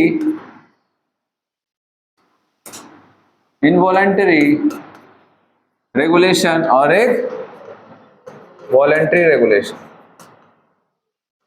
तो भैया वॉलेंट्री रेगुलेशन के बारे में बहुत ज्यादा डिस्क्रिप्शन नहीं है आपके बुक में। एक छोटा सा बस, वो जब नर्वस सिस्टम पढ़ते हैं तो वहां पर दिया हुआ है, तो यहाँ मैं थोड़ा सा बता के खत्म कर रहा हूँ। वॉलेंट्री मेनली सेरिब्रम के द्वारा होता है, मतलब आपका जो कॉन्शियस पार्ट होता है ब्रेन का, कॉन्शियस मतलब जो आपके विल से हर चीज हो पाता है, तो सेरिब्रम ही हर चीज विल से करता है। हमारे विल से जो भी काम होता है वो सेरिब्रम के द्वारा होता है, ठीक है। तो सेरिब्रम जो है it is a part of brain, which brain? Fore brain, ठीक है। Fore brain, mid brain, hind brain होता है ना। ब्रेन के तीन पार्ट, क्या क्या? फोर ब्रेन, मिड ब्रेन और हाइंड ब्रेन। फोर ब्रेन में क्या क्या मिलेगा? सेरिबेलम नहीं, सेरिब्रम और डायनसेफेलॉन। डायनसेफेलॉन में आपका हाइपोथैलेमस आएगा। मिड ब्रेन में आपका क्रूरा सेरिब्राई, कॉर्पोरा क्वाड्रिजेमिना, वो ज्यादातर नहीं पढ़ना, उसमें बहुत ज्यादा उसका फंक्शन नहीं दिया हुआ है बुक में आपके। हाइंड ब्रेन में तीन पार्ट, क्या क्या? सेरिबेलम और सेरिबेलम, पॉन्स और मेडुला ऑब्लोंगेटा या मेडुला। तो ये तीन पार्ट है, सेरिबेलम, पॉन्स और मेडुला। तो मेनली जो आपके सिलेबस में है अभी जो हम पढ़ेंगे वो मेडुला और पॉन्स है। तो इनवॉलेंट्री कंट्रोल जो होता है वो मेडुला और पॉन्स के द्वारा रेगुलेट होता है, ठीक है। तो medulla and pons are the part of the hindbrain. Medulla जो है वो जितने भी हमारे इनवॉलेंट्री वाइटल सिस्टम से उसको कंट्रोल करता है। इनवॉलेंट्री वाइटल सिस्टम जैसे ब्रीथिंग, कार्डियोवास्कुलर सिस्टम जैसे हार्ट रेट हो गया, ब्लड का फ्लो हो गया, हम है ना, इंस्पिरेशन एक्सपिरेशन, ये नॉर्मली कौन कंट्रोल करता है? गैस्ट्रिक रिफ्लेक्स हो गया, गैस्ट्रिक एसिड सिक्रेशन हो गया, ये सब हमारा इनवॉलेंट्री वाइटल फंक्शंस होते हैं, ठीक है। जिंदा रहने के लिए जो चाहिए, दैट इज वाइटल फंक्शंस को कंट्रोल करता है इनवॉलेंट्री। तो मेडुला जो रहता है ये it is a respiratory rhythm centre, एकदम डायरेक्ट याद रखना जैसा है आपके बुक में, respiratory rhythm centre. Rhythm centre का मतलब क्या होता है बेटा? रिदम मतलब क्या होता है? कोई भी चीज एक प्रॉपर मैनर में चलता है, एक रिदम मेंटेन। जैसे कोई चीज मतलब मान के चलो ये एक बार इधर पलटी हो रहा है, फिर एक बार इधर पलटी हो रहा है, जैसे ता थई ऐसे करते हैं ना, सब गाना जब डांस वांस करते हैं, है ना, ता थई तत थई ऐसे करके, कभी देखे होगे पिक्चर उच्चर? तो वही वैसे ता थई तत। तो ये क्या है? एक रिदम है। वैसे ही हम इंस्पिरेशन करते हैं प्रॉपर टाइम में कुछ सेकंड के लिए, और एक्सपिरेशन करते हैं कुछ सेकंड के लिए। जैसे 2 सेकंड के लिए इंस्पिरेशन होता है, 3 सेकंड का एक्सपिरेशन होता है, फिर 2 सेकंड के लिए इंस्पिरेशन होता है, 3 सेकंड के लिए एक्सपिरेशन होता है, ये नॉर्मल है। तो एक ब्रीथिंग कितना देर का हुआ? 5 सेकंड का, तो 60 सेकंड में कितना होगा? 12। इसीलिए 12 to 15 ब्रीथिंग रेट होता है। डिपेंड करता है वो बॉडी के साइज पे, बॉडी मतलब एज पे, हाँ, ह्यूमन के एज पे डिपेंड करता है। छोटे बच्चे हैं तो ज़्यादा ब्रीथिंग रेट होगा, थोड़े एडल्ट हैं तो कम ब्रीथिंग रेट होगा, और थोड़े एडल्ट होते जाएंगे तो ब्रीथिंग रेट या तो नॉर्मल होगा या कम होते जाता है, ठीक है। समझ आ रहा है? तो रिदम समझते हो आप लोग? इंस्पिरेशन एक्सपिरेशन, इंस्पिरेशन एक्सपिरेशन, मतलब यहाँ से यहाँ 2 सेकंड का क्या हुआ? इंस्पिरेशन। यहाँ से यहाँ 3 सेकंड का क्या हुआ? एक्सपायरेशन। तो इंस्पिरेशन एक्सपायरेशन, इंस्पिरेशन एक्सपायरेशन, ये एक रिदम होता है जो कि कंटिन्यूअस होता है। एक नॉर्मली आप लोगों का भी अभी वो रिदम मेंटेन है, ठीक है। तो ये कौन कंट्रोल कर रहा है? मेडुला। पॉन्स का क्या रोल होता है? पॉन्स जो होता है वो एक स्विच ऑफ सेंटर है। स्विच ऑफ सेंटर मतलब इंस्पिरेशन हो रहा है, अब बंद करो इसको, अब सांस बाहर निकलने दो। तो जो इंस्पिरेशन इज एक्टिव प्रोसेस और पैसिव प्रोसेस, जिससे पूछूंगा वही बताएंगे। मतलब बेटा एक्टिव प्रोसेस का मतलब होता है जिसमें एनर्जी यूटिलाइज होता है ना। हाँ बताओ, इंस्पिरेशन एक्टिव है या पैसिव प्रोसेस? Passive process.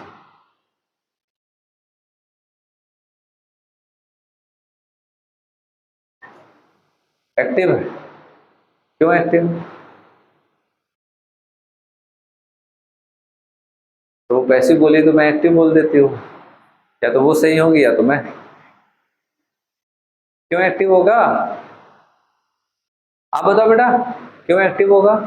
हाँ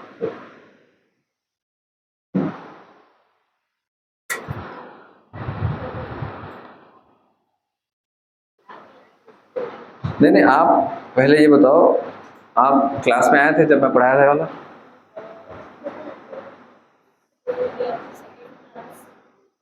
अच्छा मेरी सेकंड क्लास है वो, उसमें नहीं आए थे क्या? ब्रीथिंग वाला टॉपिक में नहीं आए थे? इंस्पिरेशन एक्सपिरेशन पढ़ाया था, मैकेनिज्म।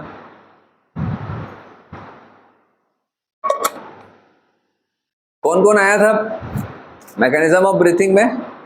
देखो कई लोग जानबूझ के हाथ ही नहीं उठाएंगे, ईमानदारी दिखाओ। हाँ बता बेटा, पैसिव होगा इंस्पिरेशन।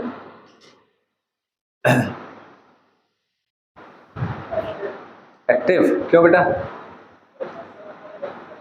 हाँ, मसल का कॉन्ट्रैक्शन होगा तब जाकर के थोरेसिक वॉल्यूम बढ़ेगा, तब जाकर के लंग्स एक्सपांड होगा उस बढ़े हुए थोरेसिक वॉल्यूम में। तो मसल कॉन्ट्रैक्ट हो रहा है, मसल कॉन्ट्रैक्ट होगा मतलब कोई काम कर रहा है तो उसके लिए एनर्जी चाहिए ना। अगर मैं आपको बोलूँ जा बेटा जा हिमालय करके आ जा, बोरा उठा, एनर्जी नहीं होगा तो आप बोरा उठा नहीं पाओ, मतलब काम नहीं कर पाओगे। काम करने के लिए एनर्जी चाहिए, ठीक है। तो मसल्स कॉन्ट्रैक्ट हो रहे हैं मतलब एनर्जी यूटिलाइज हो रहा है, और जहां एनर्जी यूटिलाइज होगा वो एक्टिव प्रोसेस, ठीक है। समझ आ रहा बात? तो इंस्पिरेशन हुआ, अब पॉन्स ने क्या कर दिया? स्टॉप लगा दिया। स्टॉप कहां लगा दिया? After 2 second. जैसे 2 सेकेंड हुआ, कॉन्ट्रैक्शन बंद करो, सिग्नल ले जाना बंद करो। जैसे सिग्नल बंद होगा कॉन्ट्रैक्शन के लिए, तुरंत रिलैक्सेशन चालू हो जाएगा मसल्स का और एक्सपिरेशन स्टार्ट हो जाएगा। इसीलिए इसको क्या बोलते हैं? Pneumotaxic centre. नीमोटैक्सिक सेंटर और switch off centre. Switch off centre for inspiration.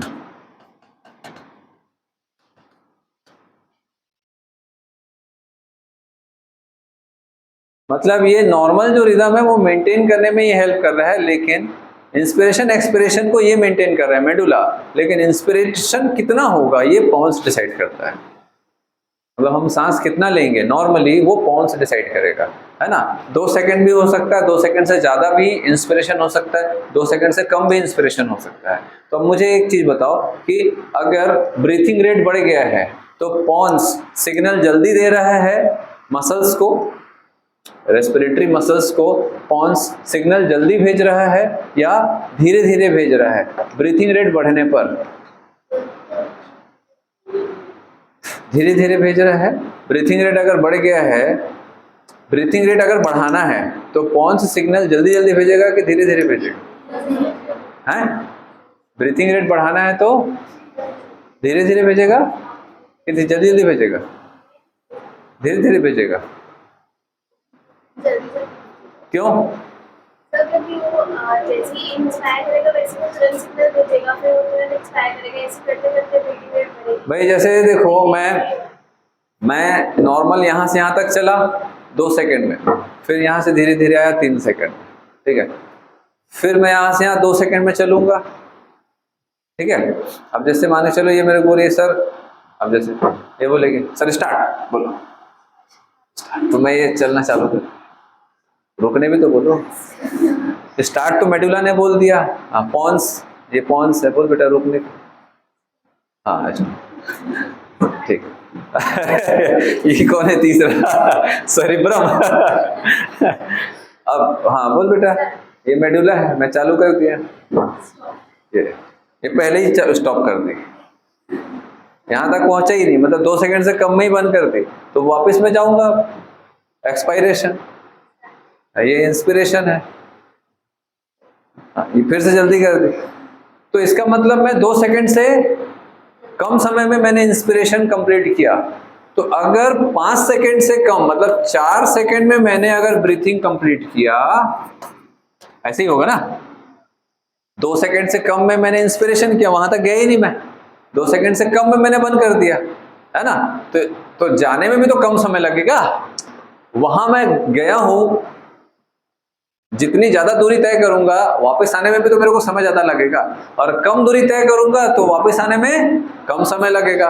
मतलब 5 सेकंड के बदले टोटल ब्रीथिंग कितना हो गया, 4 सेकंड का। तो 1 मिनट में 60 मिनट में मैं कितना ब्रीथिंग रेट होगा मेरा, कितना होगा? अरे ब्रीथिंग रेट कितना होगा 1 मिनट में? 60 सेकंड में कितना ब्रीथिंग रेट होगा? 12 हो जाएगा। अरे बाबा, एक ब्रीथिंग 4 सेकंड का है, 12 से कम होगा कि 12 से ज्यादा होगा? अरे 40 सेकंड में तो 10 हुआ, और 5 4 जा 20, 4 5 जा 20, 15। बहुत एकदम भच्च है पूरा आप लोगों का मैथमेटिक्स। अरे भाई 60 से भाई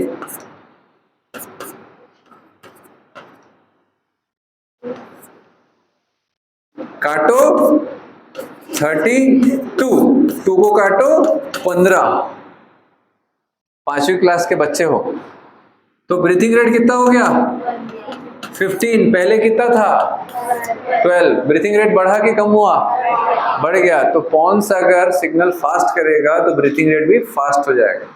क्यों? क्योंकि इंस्पायरेटरी टाइम रिड्यूस हो गया, उसने समय से पहले, ये देखो ना, ये मेरे को क्या कर दी, कुर्सी तक पहुंचा ही नहीं हो, रुको सर रुको, तो मैं वापस चले जाऊंगा, वहां तो ना रुके रहूंगा। तो मेरा जो ब्रीथिंग रेट है, ब्रीथिंग का जो ड्यूरेशन है वो कम हो, 5 सेकंड से कम हो गया। अब जैसे फॉर एग्जांपल है, ये बोल दी सर चलो, अब ये बोल ही नहीं रही, हाँ अब रुको, रोकना है नहीं तो फट जाएगा भाई, लेते ही रहेगा इसमें, जब तक पॉन्स नहीं रुकेगा इंस्पायरेशन नहीं रुकेगा। समझ आ गया? अब क्या हुआ, 2 सेकंड के बदले ज्यादा समय तक इंस्पायरेशन हुआ, तो अब ब्रीथिंग रेट क्या हो जाएगा, कम हो जाएगा। समझ आ गया बात? तो पॉन्स को इसलिए स्विच ऑफ सेंटर बोलते हैं, मतलब इंस्पिरेशन को स्विच ऑफ कर देता है। और अगर पॉन्स सिग्नल देना बंद कर दिया, जा ही रहे फिर इंस्पिरेशन, ठीक है, गया फिर। लेकिन ऐसा नहीं होता कि लंग्स एक्सपांड होता ही रहेगा, ऐसा नहीं होगा कि मसल कॉन्ट्रैक्ट होता ही रहेगा, थोरेसिक वॉल्यूम बढ़ता ही रहेगा। एक अलग से नेगेटिव फीडबैक मैकेनिज्म काम करता है हमारी बॉडी में, न्यूरल सिस्टम, जो इस मैकेनिज्म को कंट्रोल कर लेता है। लेकिन जनरली ये लोग ऐसे काम करते हैं। तो समझ आ गया, नॉर्मल सांस लेना फिर छोड़ना, ये मेडुला है, that is rhythm centre. But switch off point लगा के कौन रखता है, पॉन्स। इसीलिए पॉन्स के सिग्नल पर डिपेंड करता है कि ब्रीथिंग रेट क्या होगा। समझ आ गया बात? ठीक है, चलो हाँ।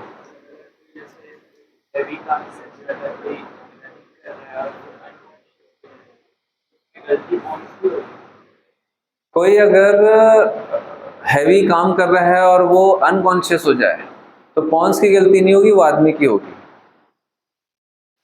पहली बात तो खाना पीना नहीं खाए हैं, बहुत सारे रीजन से वो अनकॉन्शियसनेस हो सकता है, एनर्जी की कमी हो सकती है, डिहाइड्रेशन हो सकता है ज़्यादा काम करने के कारण। समझ आ रहा बात? तो या तो ब्रेन का कोई पार्ट फंक्शन नहीं कर पा रहा है अनकॉन्शियस होने का, जैसे हमारा कॉन्शियस पार्ट है सेरिब्रम, वो ठीक से काम नहीं कर पा रहा है, किसी भी रीजन से अनकॉन्शियस हो सकता है। तो पॉन्स सिर्फ और सिर्फ ब्रीथिंग रेट को ही डिसाइड करता है, मतलब कितना होगा। अनकॉन्शियस हो रहा है उसके बहुत सारे रीजन हो सकते हैं। ठीक है, चलो हो गया बेटा। हटा दें? किसी को ऐसी प्रॉब्लम होती है कि जब बहुत अच्छे से काम नहीं कर रहा, लाइक अगर ब्रेन में इंजरी की वजह से तो उसको हाँ तो मरेगा ना फिर बेचारा वो, पूरा नहीं, एकदम से नहीं मरेगा। पॉन्स ऐसे थोड़ी ना बेटा, पॉन्स अचानक से काम करना बंद कर दिया, वो तो रेयर केस में होता है। इंजरी हो गई, ट्यूमर हो गया, तो उस केस में अगर ये ब्रीथिंग अगर कंट्रोल नहीं होगा तो उसको दिक्कत आएगी ना फिर। तो इस केस में भी ना एक हेरिंग बेरर रिफ्लेक्स होता है बॉडी का, वो ऑटोमेटिक न्यूरल सिग्नल जाता है ज़्यादा एक्सपांशन में और फिर वो फिर से स्टॉप हो जाता है, ऐसा होता है। लेकिन अगर सारा मैकेनिज्म काम करना बंद कर दे, इंजरी हो ही गई ब्रेन में, तो पॉन्स के आसपास भी तो सेरिबेलम होता है और वहाँ से न्यूरल ट्रैक्ट जाता है, तो पॉन्स से ही तो पूरा का पूरा ब्रेन और स्पाइनल कॉर्ड वहीं से तो जाना आना जा रहा है। तो पॉन्स से अगर इंजरी होगी तो ब्रेन और स्पाइनल कॉर्ड का कनेक्शन भी तो डिस्टर्ब होता है, तो वैसे ही जाएगा वो, सांस क्या लेगा फिर। चलो हो गया। देन उसके बाद नेक्स्ट देखेंगे, क्या देखेंगे? Disorders of respiratory system. एकदम कुछ नहीं है इसमें, जो लिखा है वही वही आता है। हाँ अच्छा, हाँ सॉरी, कीमो, ये बहुत इंपॉर्टेंट टॉपिक है। चलो अब ये हो गया बेटा, तो रेगुलेशन ऑफ रेस्पिरेशन में ये तो हो गया हमारा न्यूरल सिस्टम का रेगुलेशन। तो ये जो दोनों के दोनों है, ये क्या है? ये neural system by neural mechanism, ये न्यूरल मैकेनिज्म है ये। हाँ बेटा, मेडुला इंजर्ड हो गया तो हार्ट रेट ही बंद हो जाएगा। सांस क्या करेगा लेके? जब हार्ट ही नहीं काम कर रहा है, मेडुला अगर इंजरी हो गई तो सांस कैसे लेगा बेटा? सांस तभी लेगा ना आदमी जब हार्ट काम करेगा, क्योंकि हार्ट ही काम नहीं कर रहा है तो ब्रेन को ब्लड ही नहीं जा रहा है, और ब्रेन को ब्लड ही नहीं जा रहा है तो ना मेडुला बचेगा, ना पॉन्स बचेगा, ना सेरिब्रम बचेगा। ब्रेन डेड हो गया, खत्म कहानी। चलो, तो ये जो मैंने बताया आपको, क्या बताया? It is neural mechanism. अब आता है केमिकल मैकेनिज्म। ठीक है, नेक्स्ट क्या आएगा? Chemical, through chemical mechanism, regulation of respiration by chemical method या केमिकल मैकेनिज्म।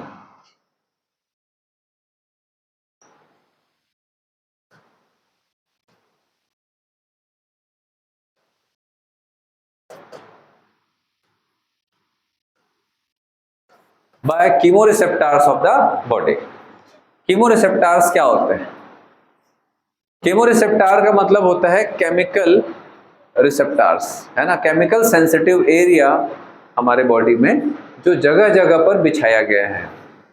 जैसे जैसे सीसीटीवी लगाया गया है ना, यहाँ लगा हुआ है, हर रूम में लगा हुआ है, बाहर लगा हुआ है, समझ आ रहा बात?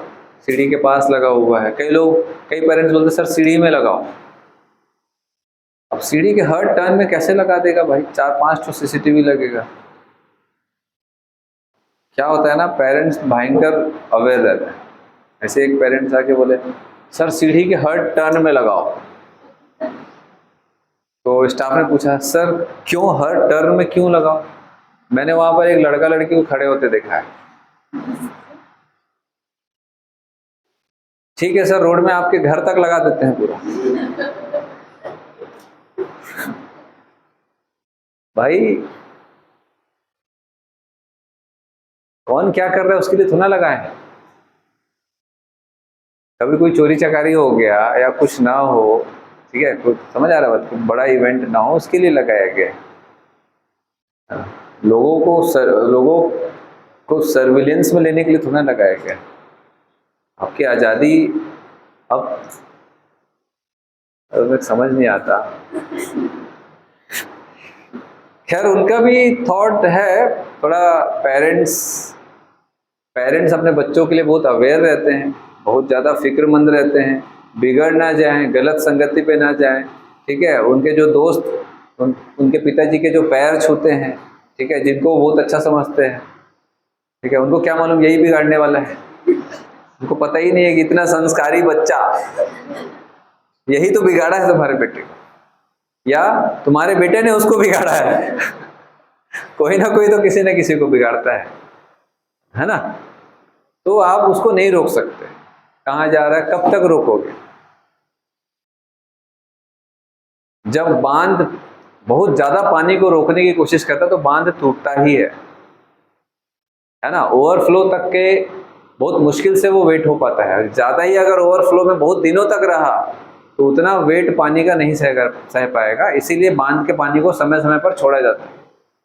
नहीं छोड़ेंगे, भर के ही रखेंगे, नहीं, पानी वहीं रहना, कभी ना कभी बांध टूटेगा।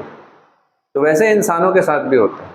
बहुत ज्यादा भी रेस्ट्रिक्शंस जो होते हैं ना, मन के बांध को तोड़ने पे मजबूर करता है समय आने पर। तो मेरा ये मानना है, आदमी समय के साथ सीखता है, एक्सपीरियंस से सीखता है, और हमको वैसा ही होना चाहिए। बट ये ध्यान रखना चाहिए कि आपके कोई भी इवेंट में, आपके कोई भी एक्शन में आपका फ्यूचर दांव पे नहीं होना चाहिए। आप कुछ भी कर रहे हो, है ना, सही कर रहे हो, गलत कर रहे हो, अपने मन का कर रहे हो, बट आपका फ्यूचर उस चीज में, उस इवेंट में आपका फ्यूचर उसके दांव पे ना लगे।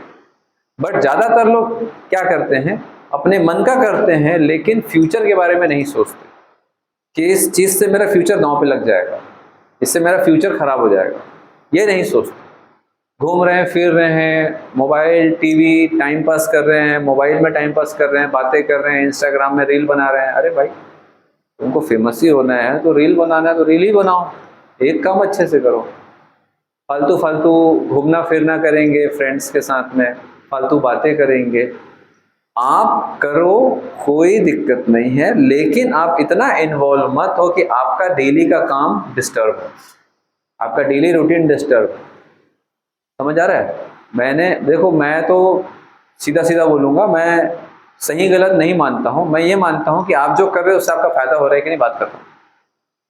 आप जो कर रहे हैं, कई लोगों को तो मैंने देखा है कि 5-10% ही होते हैं जो फालतू चीजों में इन्वॉल्व होकर के भी सेलेक्ट हो जाता है। उनमें एक ही चीज अच्छी होती है, टाइम पे चीजों को करना, कि अभी क्या करना है मेरे को, मुझे अभी पढ़ना है या फालतू काम करना है, बात करना है, घूमना है, इंस्टाग्राम देखना है, सोशल मीडिया में इन्वॉल्व होना है, अभी क्या करना है। हर चीज का टाइम बांटना होना चाहिए, अपने आप पे कंट्रोल होना चाहिए। अगर आपको खुद पे कंट्रोल नहीं है तो उन फालतू चीजों को त्याग दो, और कंट्रोल है तब उसको पकड़ के चलो। अब वो फालतू चीजें बहुत सारी चीजें हो सकती है आपकी लाइफ की, मैं ज्यादा एक्सप्लेन नहीं करूंगा, आप बहुत समझदार व्यक्ति हो मेरे से भी ज्यादा, मैं ज्यादा उसको एक्सप्लेन नहीं करूंगा, है ना। आप लोगों का दिमाग कहाँ जा रहा है वो भी मैं समझ पा रहा हूँ। 90% लोग मेरी बात को बहुत अच्छे से समझ रहे हैं, और सभी लोग याद कर रहे हैं। साला यही इच्छा करते हैं, इसी कारण मेरा बर्बादी हुआ है, पढ़ नहीं पाई हूँ या पढ़ नहीं पाया हूँ। ठीक है, तो सिंपल सा एक स्टेटमेंट है, अगर आप कोई काम करने का डिसीजन ले लिए हो तो 1 साल उस काम को अपना 100% देके करो, नहीं होता तो मूव ऑन करो। और इस काम में अगर कोई बाधा डालता है, कोचक रहा है आपको, कोई परेशान कर रहा है, या कोई भी दोस्त यार हो सकते हैं, या किसी भी कारण से अगर आपका ये 1 साल डिस्टर्ब हो रहा है, इसका मतलब वो आपके फ्यूचर के लिए समर्पित नहीं है, तो आपको भी समर्पित नहीं होना चाहिए। सिंपल सा रूल याद रखना, जो आपके बारे में, आपके फ्यूचर के बारे में सही नहीं सोच सकते, आपको भी परवाह नहीं करनी चाहिए, चाहे वो फैमिली मेंबर्स हो, भाई हो, बहन हो, दोस्त यार हो, और XYZ जो भी हो। मतलब मेरा ये मानना है, सही व्यक्ति आपको सही काम करने के लिए प्रमोट करेगा, गलत व्यक्ति सही काम करने से रोकेगा, और हमको अपने जीवन में उसी गलत व्यक्ति को आइडेंटिफाई करके हमको अपने लाइफ से एलिमिनेट करना है, वरना आज नहीं तो कल ये चीजें हमारे नुकसानदायक हो।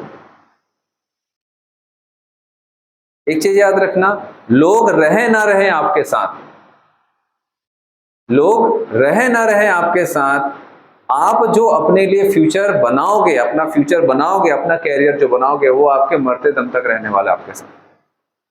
माँ बाप, भाई बहन, दोस्त यार, पति पत्नी, गर्लफ्रेंड बॉयफ्रेंड सब छूट जाएंगे, आपका कैरियर, आपका जो टैग आपको मिलेगा वो आपके साथ जीवन भर रहने वाला है। इसके साथ नहीं खेलना है, क्योंकि एक बार आपने दूसरों के लिए या फालतू चीजों के लिए अपने कैरियर के साथ खिलवाड़ कर लिया तो आपके पास कुछ बचेगा नहीं, क्योंकि कोई भी आपके साथ जीवन भर नहीं रह सकते। एक ही चीज आपके साथ रहेगा, आपका व्यक्तित्व, जो आप खुद बनाते हो खुद के लिए, आपकी पर्सनैलिटी जो आप खुद बनाते हो खुद के लिए, आप ही एक ऐसे इकलौते व्यक्ति हो जो आप खुद अपने साथ अपने जीवन भर रहने वाले हो, वरना कोई भी जीवन भर नहीं रह सकता किसी के साथ, पॉसिबल ही नहीं है। 0.01% चांस होता है कि कोई एक व्यक्ति आपके साथ जीवन भर आपके साथ, और यहाँ पर 0.01 की प्रोबेबिलिटी और कम है, और स्पेशली इस जनरेशन में तो छोड़ दो। समझ आ रहा है? तो आपको अपने कैरियर पे पहले फोकस करना है। चीजें आती जाती रहने वाली है, चीजें आती जाती रहने वाली हैं, मन आता जाता रहेगा, मन आता जाता रहेगा, चीजों पे मन बदलते रहेगा, मन आएगा भी मन जाएगा भी, समय के साथ चीजें चेंज भी होगा। आज जो अच्छा लग रहा है कल अच्छा नहीं लगेगा, और आज जो अच्छा नहीं लग रहा है कल अच्छा लगेगा। लेकिन आपका कैरियर अगर एक बार बन गया तो बन गया, नहीं बना तो नहीं बना। ठीक है? तो साल के शुरुआत से ये चीज आपको ध्यान रखनी है कि आपका कैरियर ही आपके साथ जीवन भर रहने वाला है, इस पे पहले फोकस करना है, बाकी सब सेकेंडरी रखना है लाइफ में। फिलहाल 1 साल रख लो, बाकी आपको जो करना है कॉलेज में अति करते रहो, कोई नहीं रोकेगा। हम लोग तो देखते हैं ना कॉलेज में लोग कितना अति करते हैं, बताते भी हैं, सर 3 साल में 2 है, 3 साल में 2। तो भाई फाइनल क्या करेगा वो, फाइनल ईयर में देखेंगे। बहुत सारी चीजें होती, घूम रहे हैं, जो आज नहीं घूमे हैं पूरा 3 साल तक घूमते रहते हैं, छुट्टी मार के घूमते हैं, मनाली जा रहे हैं तो लद्दाख जा रहे हैं, फोटो भेज रहे हैं, कैसा लग रहा हो सर, हैंडसम, गुड लुकिंग, और नहीं तो। समझ आ रहा है? चलो, तो साल के शुरुआत से ही एकदम फोकस्ड हो जाओ। तो chemo receptors of the body क्या है कि हमारी बॉडी में सेंसर्स लगे हुए हैं जगह जगह पर, ये चेक करने के लिए बॉडी में ऑक्सीजन कितना है या नहीं है, कम है या ज्यादा है। बट हमारी बॉडी जो है वो ऑक्सीजन को कभी भी चेक नहीं करता, क्योंकि वो कम ज्यादा होते रहता है, और चेक इसलिए भी नहीं कर पाता क्योंकि percentage saturation of oxygen haemoglobin जल्दी से कम नहीं होता, क्योंकि ऑक्सीजन हीमोग्लोबिन के साथ कंबाइन रहता है, तो बॉडी उसको ठीक से समझ नहीं पाती है। तो इसीलिए क्या करते हैं कि कार्बन ऑक्सीजन और हीमोग्लोबिन कंबाइन होगा या नहीं होगा, कम होगा या ज्यादा होगा, ये प्योरली डिपेंड करता है कार्बन डाइऑक्साइड के कंसंट्रेशन पर। इसीलिए हमारा बॉडी या कीमोरिसेप्टर्स, जितने भी कीमोरिसेप्टर्स होते हैं, they mainly detect carbon dioxide concentration and H+ ionic concentration. तो partial pressure of carbon dioxide and H+ concentration को ही मेनली कीमोरिसेप्टर्स डिटेक्ट करते हैं। तो ये कीमोरिसेप्टर्स कहाँ कहाँ पर होता है, तो एक तो हमारे ब्रेन के पास में होगा, दैट इज ब्रेन में होगा, दैट इज मेडुला के बाजू में होगा। एक कीमोरिसेप्टर कहाँ होगा, मेडुला के बाजू में होगा, क्योंकि यही क्या कर रहा है, ब्रीथिंग रेट को कंट्रोल कर रहा है, रिदम को कंट्रोल कर रहा है। ठीक है? तो एक कीमोरिसेप्टर कहाँ होगा, बिसाइड मेडुला, बिसाइड मेडुला, और दूसरा होगा हार्ट के पास में, तीसरा होगा कैरोटिड आर्टरी में, दैट इज एक होगा हार्ट के पास में, दैट इज कहाँ पर, आर्च ऑफ आयोटा में होगा, और एक कैरोटिड आर्टरी में होगा। ठीक है? तो mainly arch of iota and carotid artery.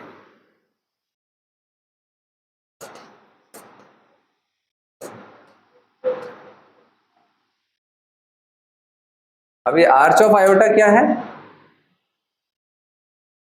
Arch of iota क्या है,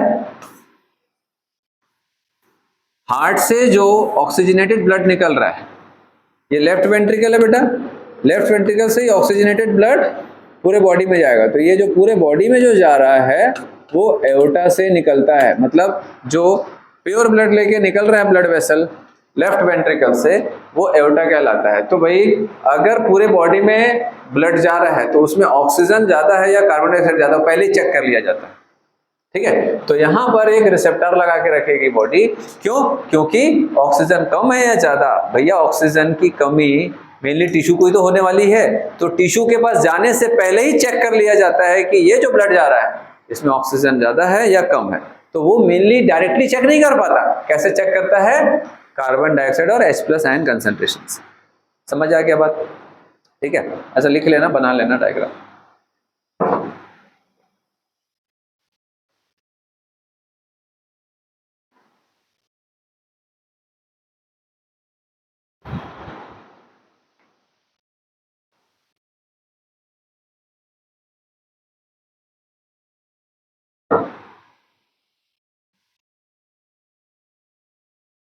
तो कीमोरिसेप्टर्स कहाँ कहाँ मिलेगा? वैसे होते बहुत जगह, आपके बुक में 2 ही जगह का मेंशन किया गया है। एक तो मेडुला के बाजू में, दैट इज रिदम सेंटर के बाजू में, ठीक है, बुक में रिदम सेंटर के बाजू में लिखा है, मतलब रिदम सेंटर कौन है? मेडुला ही है, ठीक है। और दूसरा कैरोटिड आर्टरी और arch of iota. Arch of iota मैंने बता दिया। कैरोटिड आर्टरी क्या होती है? वो आर्टरी जो ब्रेन को ब्लड सप्लाई करता है। सीआईडी देखियो सब लोग, आप लोग एसीपी प्रद्युमन को तो यहाँ टच करता है, अभी भी जिंदा है। हाँ, दोनों साइड। तो ऐसे थोड़ा टच करेगा बेटा, कोई एक साइड टच करेगा ना ऐसा। एसीपी प्रद्युमन ऐसा टच करता है। देखिए बेटा आप सीआईडी, ये नहीं देखिए, ऐसा लग रहा है मेरे को, मुंह लटका के बैठी। देखिए सीआईडी देखिए, मेरे को कैसे मालूम आप नहीं देखे हो? सीआईडी देखियो कभी आप? सीरियल नहीं देखे हो ना, मेरे को कैसे पता चला आप नहीं देखे हो? मैं फेस रीड कर पाता हूँ। हाँ सर, हाँ बोल रही है। अगर ऐसा हो गया ना, ये क्या है? एसीपी प्रद्युमन। इंस्टाग्राम से बाहर निकलो, थोड़ा बहुत ये सब भी जाना करो। तो क्या होता है ऐसे सीआईडी में देखते, ज्यादातर हम यहाँ चेक करते हैं, यहाँ पर क्या होता है ना, पल्स स्लो हो जाता है, क्योंकि हार्ट से ये थोड़ा दूर है और हार्ट से ये एकदम पास है, और ये आर्टरी थोड़ी सी मोटी होती है अच्छी खासी, है ना। तो ये आर्टरी जो है ये वाला, ठीक है, ये ब्रेन को ब्लड सप्लाई करता है, carotid artery, right and left. तो कैरोटिड आर्टरी किसके पास जा रहा है ब्लड लेकर के? ब्रेन के पास। तो भैया बॉडी को ऑक्सीजन मिले नहीं मिले, दुनियादारी जो है करो, ब्रेन बोलता है मेरे पास ऑक्सीजन आना चाहिए, मैं हूं तो तुम हो, हम हैं तो पूरा बॉडी है, मैं ही नहीं तो तुम सब खत्म। तो ब्रेन क्या करता है? एक तो यहां पर रिसेप्टर लगा के रखा है, ठीक है, और दूसरा खुद के ब्लड वेसल के पास रिसेप्टर लगा के रखा है, मतलब कैरोटिड आर्टरी में भी। लेकिन ये इतना होशियार है, ये पहले से ही सिग्नल ले लेता है। जैसे ये ब्रेन है, तो आयोटिक आर्च में जो रिसेप्टर है उसी से पहले सिग्नल चला जाता है ब्लड ब्रेन में जाने से पहले, मतलब कम ऑक्सीजन वाला जो ब्लड है वो ब्रेन में जाने से पहले ही, कैरोटिड आर्टरी में पहुंचने से पहले ही आयोटिक आर्च से सिग्नल ब्रेन को पहले मिल जाता है। उसके हिसाब से ब्रेन अब हार्ट रेट और रेस्पिरेटरी रेट को मॉडिफाई करना चालू कर देता है, ठीक है। तो एक तो ये हो गया, और दूसरा कैरोटिड आर्टरी। समझ आ गया बात? कैरोटिड आर्टरी क्या है, लिख लिया रहना जिसको नहीं पता है, which supply oxygenated blood to the brain. Carotid artery क्या है? Which supply oxygenated blood to the brain. आप लोगों की एक सबसे खराब आदत यही है कि आप लोगों को जो चीज नहीं पता रहता कॉपी में लिखते हैं, एकदम साफ सुंदर कॉपी राइटिंग बनाना चाहते हो। साफ सुंदर बनाने की जरूरत नहीं है, बेचोगे क्या उसको बाद में? आप लोगों को चीजों को पूरा कंटेंट आपको आना चाहिए, नहीं आया है तो पूरा लिख लिया करो। चलो हो गया, समझ आया बात?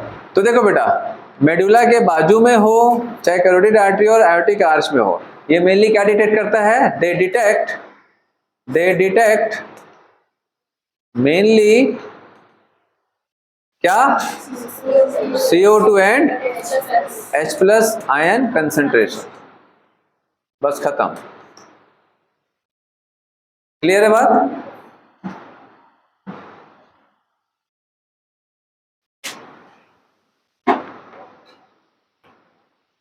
हो गया? समझ आ रहा है?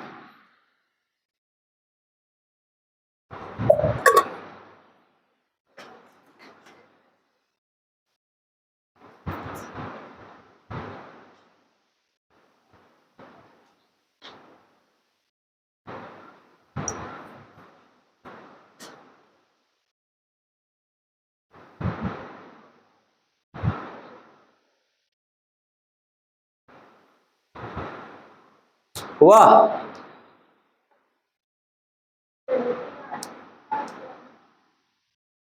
क्या करने से? पल्स पे देखो ना, यहाँ पर ये जो ट्रैकिया है और ये यहाँ का जो मसल है, इसके बीच में ऐसे फील हो रहा है? एकदम फील हुआ? यहाँ पर जोर से मत दबा देना ना, एक साइड ब्लड ही जाना रुक जाएगा। धीरे से बोलोगे चक्कर आ रहा है सर, ऐसा बोलना। क्या किए आप? कई लोग ऐसा चाकू चला देते हैं ना,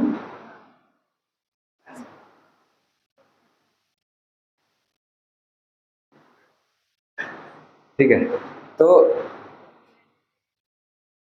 जिनको नहीं पता रहता है वो लोग यहाँ से चलाते हैं ऐसे, तो ट्रैकिया कटता है ना। जिनको पता रहता है वो कैरोटिड आर्टरी काटते हैं वो लोग। तो मेडिकल स्टूडेंट्स लोग थोड़े खतरनाक होते हैं, रिस्ट में भी काट देते हैं, रेडियल आर्टरी यहाँ काट देते हैं, और जिनको नहीं पता यहाँ काटते डराने के लिए। हाँ या ना, हाँ या ना, हाँ ठीक है उसके बाद फिर अगर आप लोगों को पता है इधर होता है बेटा, इधर यहाँ कैरोटिड आर्टरी, यहाँ चलाना है ना, तो एक शौक है ना डराने का, यहाँ चला, रेडियल आर्टरी में चलाना बहुत शौक है, तो कैरोटिड आर्टरी में चलिए, ज्यादा अच्छा है, सीधा ब्रेन को ही नहीं मिलेगा, जल्दी मामला खत्म होगा। ठीक है, यहाँ तो फिर भी ब्लड फ्लो बढ़ेगा, ब्लड का लॉस होगा, अलग बात है, यहाँ तो ब्रेन को ही ब्लड नहीं मिलेगा खटाक से, तो दोनों जगह चलाना, दो छुरा रख रहे हैं, एक से फिर भी थोड़ा, एक से तो पहुंच ही जाएगा, दूसरे दोनों घट जाएगा तो कनेक्शन ही खत्म। तो अगर डराना भी है तो भाई यहाँ से मत करो, इधर से करो, इधर कर लो, इधर कर लो, कुछ नहीं होगा। क्या थोड़ा सा मसल वसल कटेगा, हल्का फुल्का कटेगा, थोड़ा सा ब्लड आएगा, 50-100 ml का ब्लड जाएगा, उससे ज्यादा कुछ नहीं होगा। अब रेडियल आर्टरी को ही कट कर दे रहे हैं, बच्चा खासा मोटा होता है रेडियल आर्टरी, है ना, एकदम फटाफट फटाफट ब्लड एकदम निकलना, पिचकारी मारना चालू कर देगा, क्या मतलब, ये सब नहीं करना है। लाइफ एक बार मिला है तो जीना है। मैं अभी देख रहा हूँ कम मार्क्स आया तो बच्चे लोग गलत कदम उठा रहे हैं। कोटा में 9th फ्लोर से एक बच्ची छलांग मार के, हाँ कहीं की भी हो, मैं कैमरे के सामने, हाँ तो किसी कोचिंग सेंटर की एक बच्ची हो, तो किसी भी कोचिंग का हो सकता है, ऐसा थोड़ी ना वो LN1। अच्छा अब से टी शर्ट बंद करना पड़ेगा टी शर्ट पहन के क्योंकि ऐसा थोड़ी ना कि वो लोग मोटिवेट करते हैं उस चीज के। देखो ये तो ऐसा है ना कि एट इंस्टेंट होता है। देखो मैं एक चीज आप लोगों को पहले बता दे रहा हूँ, अगर आपको जीवन में कभी भी डिप्रेशन का सामना नहीं करना है, एक या दो दोस्त आप लोग रखो अपने जीवन में, एक दो दोस्त एकदम घनिष्ठ वाला, हमेशा उसके साथ रहो। रोना है रो लो, बताना है बता लो, उसको माँ बहन की कसम खिला दो तो बताना मत किसी को, ठीक है, जो बताना है बताओ, खत्म करो। एक दो दोस्त, दोस्त मतलब सेम जेंडर के होने चाहिए, है यहाँ से फीमेल का फीमेल एक फ्रेंड होनी चाहिए, मेल का एटलीस्ट एक फ्रेंड होना चाहिए लड़कों, मतलब एक एकदम घनिष्ठ, मैं आपको बता रहा हूँ सीरियसली, एकदम घनिष्ठ दोस्त आपका जो है ना, उससे आप कभी भी पीछे मत रहो, मतलब साथ में रहो हमेशा, मतलब बातें हमेशा करो, जो भी दुख दर्द है बांटो, आपको डिप्रेशन नहीं आएगा, इस टाइप की चीजें नहीं होंगी, है ना। आजकल तो साइकेट्रिस्ट के पास जाते हैं काउंसलिंग के लिए बच्चे लोग, आपसे कम उम्र वाले, 16 साल 17 साल में। बोला 16-17 साल में क्या डिप्रेशन है इनको, खा रहे हैं पी रहे हैं, मोबाइल है, इंस्टाग्राम देख रहे हैं, गाड़ी चला रहे हैं, 500 रुपये जेब खर्चा पड़ा हुआ है, क्या डिप्रेशन है साला। हम लोग तो कुटाई खाते थे पेरेंट्स से, पैसा नहीं रहता था, ठीक है, मार खाते थे एकदम छड़ी छड़ी, उसके बाद बहुत मार खाते थे, सारा डिप्रेशन उस मार में चला जाता था, फिर थोड़ा फ्रेश फील होता था। माँ बोलती थी अच्छा कूटे तेरे पिताजी उसके बाद दोस्तों के साथ घूमने चले जाए, दोस्तों मार खाया कोई बात नहीं भाई चलता है, चल आप समोसा खा रहे हैं आप लोग जाके। तो बताने का मकसद ये है कि आपके अगर बहुत अच्छे एक या दो फ्रेंड हैं आपके लाइफ में, तो आपको कभी ये सब प्रॉब्लम को फेस नहीं करना पड़ेगा, ऐसा होना चाहिए लाइफ में। एक दो दोस्त एकदम घनिष्ठ वाला रहो, जो मर जाएगा लेकिन आपकी बात को लीक नहीं करेगा। मतलब आपने कोई सीक्रेट बताया, उसके अंतिम सांस में अगर कोई पूछेगा तेरे घर वालों को मैं 5 करोड़ दूंगा, इसका बता दे जो भी सीक्रेट मत दे, खत्म। समझ आ रहा है, ऐसे होने चाहिए वो, ठीक है। ऐसे हैं तो आप खुशकिस्मत, सीरियसली बताओ, आपको कुछ नहीं हो सकता। ज़्यादातर ये डिप्रेशन और ये सब तभी होता है जब बहुत अच्छे फ्रेंड यार शेयर करने के लिए कुछ नहीं होता है। इंसान है हम, सेंटिमेंट्स हैं, इमोशंस आते हैं। तो ये मैं शुरुआत में इसलिए बता रहा हूँ क्योंकि अभी पूरे साल में ना ये सब हम फेस करते हैं, हम भी फेस करते हैं। बट आपको मजबूत बनना है, एक्सप्रेस करना है, माँ बाप से करो, दोस्त यार से करो, भाई बहन से करो, ठीक है। कुछ नहीं समझ आता तो हमारे सामने आके उगल दो, हम तो और किसी को नहीं बताएंगे, आपके माँ बाप को नहीं बताएंगे, नहीं बताएंगे, उसको मॉडिफाई कर देते हैं, ठीक है। अब एकदम से आपके दोस्त एकदम चीटर ही है ना, नहीं बताऊंगा, अरे तेरी कसम, ऐसे बोल के 4 लोगों को बता रहे हैं, होते हैं ऐसे, देख तेरे को बता रहा हूँ ना, कसम खा, तो किसी को नहीं बताएगा क्योंकि उसने मेरे को कसम डाला था किसी को मत बताना, मैं तेरे को बता रहा हूँ। ऐसे ऐसे बहुत करते हैं आजकल, तो ऐसे लोगों से दूर ही रहना, बहुत खतरनाक होते हैं ऐसे लोग। चलिए हो गया बेटा ये। देन नेक्स्ट देखेंगे डिसऑर्डर्स।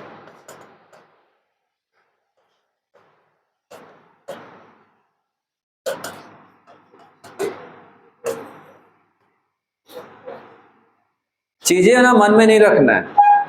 मेरे को दुख होता है बच्चे जब ये सब गलत कदम उठाते हैं। भाई आपकी उम्र ही कितनी है, 20 साल नहीं क्रॉस की हो, आप इतना बड़ा कदम उठा रहे हो। अगर इतना ही है तो सेना ज्वाइन कर लो, इतना ही अगर जान गांव पे लगाना है तो आर्मी में चले जाओ, हैं, पुलिस में चले जाओ, नक्सली एरिया में जाकर के करो, कुछ तो नाम होगा, है ना। ऐसे जाने के बाद तो बदनामी हो गए, कमजोर थे चले गए, कुछ तो नाम होगा भाई, वीर शहीद कहलाएं। क्या बोल रहा हूं, समझ आ रहा है? ऐसे जाओ अगर जाना है, मेरा ये मानना है, मेरा ये मैसेज है छोटा सा बच्चों को, आर्मी में जाओ यार आप, इतने अगर दांव पे लगाना है जीवन। अरे जीवन बहुत अच्छा है, बहुत हम चीजें एक्सपीरियंस करेंगे, बहुत सारी चीजें आएंगी जाएंगी। ये नीट वीट, ये पढ़ाई, ये रिजल्ट आपका कोई फ्यूचर डिसाइड नहीं करता है। कॉम्पिटिटिव एग्जाम सिर्फ और सिर्फ आपको स्ट्रेस मैनेजमेंट ही सिखाता है, आपको जीवन से लड़ने का तरीका सिखाता है। जीवन से लड़ने का तरीका, पास और फेल वो उसका रिजल्ट है, प्रोसेस नहीं है। आप साल भर जो करते हो वो प्रोसेस है। आप मजबूत बनना सीखते हो, समय के साथ अपने आप को बदलना सीखते हो साल भर में, ये कॉम्पिटिटिव एग्जाम है। मेरा मानना है दुनिया में हर स्पेशली इंडिया में हर बच्चे को, चाहे वो कॉमर्स हो, आर्ट्स हो, कुछ भी सब्जेक्ट ले, हर बच्चे को एक कॉम्पिटिटिव एग्जाम, मिनिमम 1 साल कॉम्पिटिटिव एग्जाम की तैयारी करनी चाहिए। उससे वो स्ट्रेस मैनेजमेंट सीखता है, स्ट्रगल सीखता है, मेहनत करना सीखता है, किसी भी चीज को कंसिस्टेंटली हार्डवर्क करना सीखता है। और ऐसे व्यक्ति आगे कभी जीवन में दूसरे फील्ड में भी सफलता हासिल करते ही हैं। समझ आ रहा है बात आप लोगों को? तो डिसऑर्डर्स में क्या देखेंगे सबसे पहले? अस्थमा। अस्थमा क्या होता है? इसमें 2-3 चीजें आता है। क्या बेटा? It is inflammatory disorder of bronchi and bronchioles. Inflammatory disorders of bronchi and bronchiole। जितना एनसीईआरटी में लिखा है उतना अच्छे से ध्यान रखना लाइन टू लाइन, क्योंकि क्वेश्चन में कभी कभी कंफ्यूजन होता है डिसीज का। दूसरा इंपॉर्टेंट, इसमें वीजिंग साउंड आता है, वीजिंग साउंड। क्यों ऐसा आता है? जैसे बेटा ये इधर देखो, ये ब्रोंकाई है, इन्फ्लामेशन का मतलब क्या होता है? सरल शब्दों में swelling, type of swelling. Inflammatory reaction is a immunity response, हमारी बॉडी का इम्यून रेस्पॉन्स है, जिसके कारण किसी भी पर्टिकुलर इन्फ्लेमेटरी रिएक्शन जहां हो रहा है, जो जगह है जहां पर प्रॉब्लम हो रही है, वहां इम्यूनिटी का रेस्पॉन्स होगा, जिससे कि स्वेलिंग आती है उस जगह। ठीक है, तो अब जैसे मैंने ब्रोंकाई बताया, ये तो ट्रैकिया हो गया और ये हमारा ब्रोंकाई। तो ब्रोंकाई में स्वेलिंग होगा, ऐसा स्वेलिंग होगा तो क्या होगा? ये देखो, ये स्वेलिंग हो रहा है बेटा, स्वेलिंग होगा तो क्या होगा? जो एयर पाथवे का क्या होगा? नैरो हो जाएगा। नैरो होगा तो एयर कम जाएगा, लंग्स में कम जाएगा तो ऑक्सीजन की डेफिशिएंसी होगी। ऑक्सीजन की डेफिशिएंसी होगी बॉडी में तो कीमोरिसेप्टर्स एक्टिवेट हो जाएंगे। तो ब्रेन क्या करेगा, ब्रीथिंग रेट को बढ़ाना चाहेगा, हम तेजी से सांस लेना चालू करेगा। ऐसा जब तेजी से सांस लेंगे, इतना बड़ा पैसेज है, वहां से एयर जा रहा है तो नॉर्मल जा रहा है, लेकिन अगर पैसेज कम हो गया और तेजी से सांस जब अपन करेंगे तो क्या होगा, ऐसा व्हीजिंग साउंड आता है। सुना मूवी में, सब मूवी वगैरह में फिर उसके बाद सांस रुक गया, क्योंकि स्वेलिंग कम नहीं हो रहा है ना, ये तो कंटिन्यूस स्वेलिंग बढ़ते जा रहा है और ये पाथवे धीरे धीरे कम होते जा रहा है। तो जितना कम होते जाएगा हम रेस्पिरेटेड को और बढ़ाते जाएंगे, तो इसलिए व्हीजिंग साउंड आता है। समझ आ गया भाई? सीटी बजाते हैं तो लोग इसको ऐसा करते हैं, है ना, ऐसा। ये क्या हो रहा है, अभी सीटी क्यों नहीं निकल रहा है मुंह से? पाथवे बड़ा है एयर निकलने का, पाथवे छोटा हो जाएगा तो ऐसा। मेरे को नहीं आता अच्छे से, ऐसा मैं बोलता हूँ सबको। चलो हो गया। देन उसके बाद क्या देखेंगे बेटा, एम्फाइसीमा।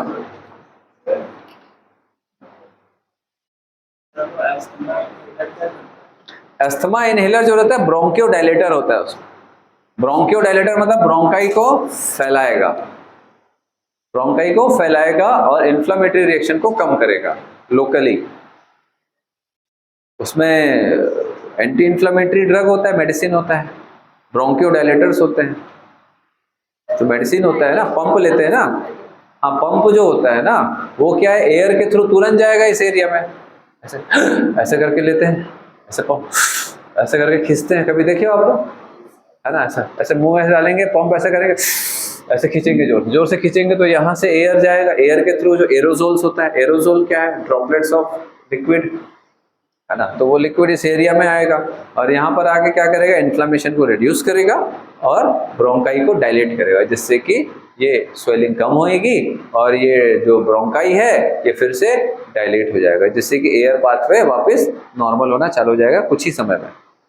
ठीक है, ये सीजनल होता है कई लोगों में, या किसी पर्टिकुलर कोई एजेंट के द्वारा होता है। जनरली एलर्जिक रिएक्शन है, it is a type of allergic reaction, is a type of allergy reaction. Allergy समझते हो ना, आपको भी एलर्जी होगा किसी न किसी से, नहीं एलर्जी किसी से होता है ना, मेरे को खास तौर पे गर्ल्स लोगों को बहुत होता है, गर्ल्स से। मेरे को बात मत करो लड़की, मेरे को लड़की से एलर्जी, मैं पास भी नहीं जाऊंगी उसके।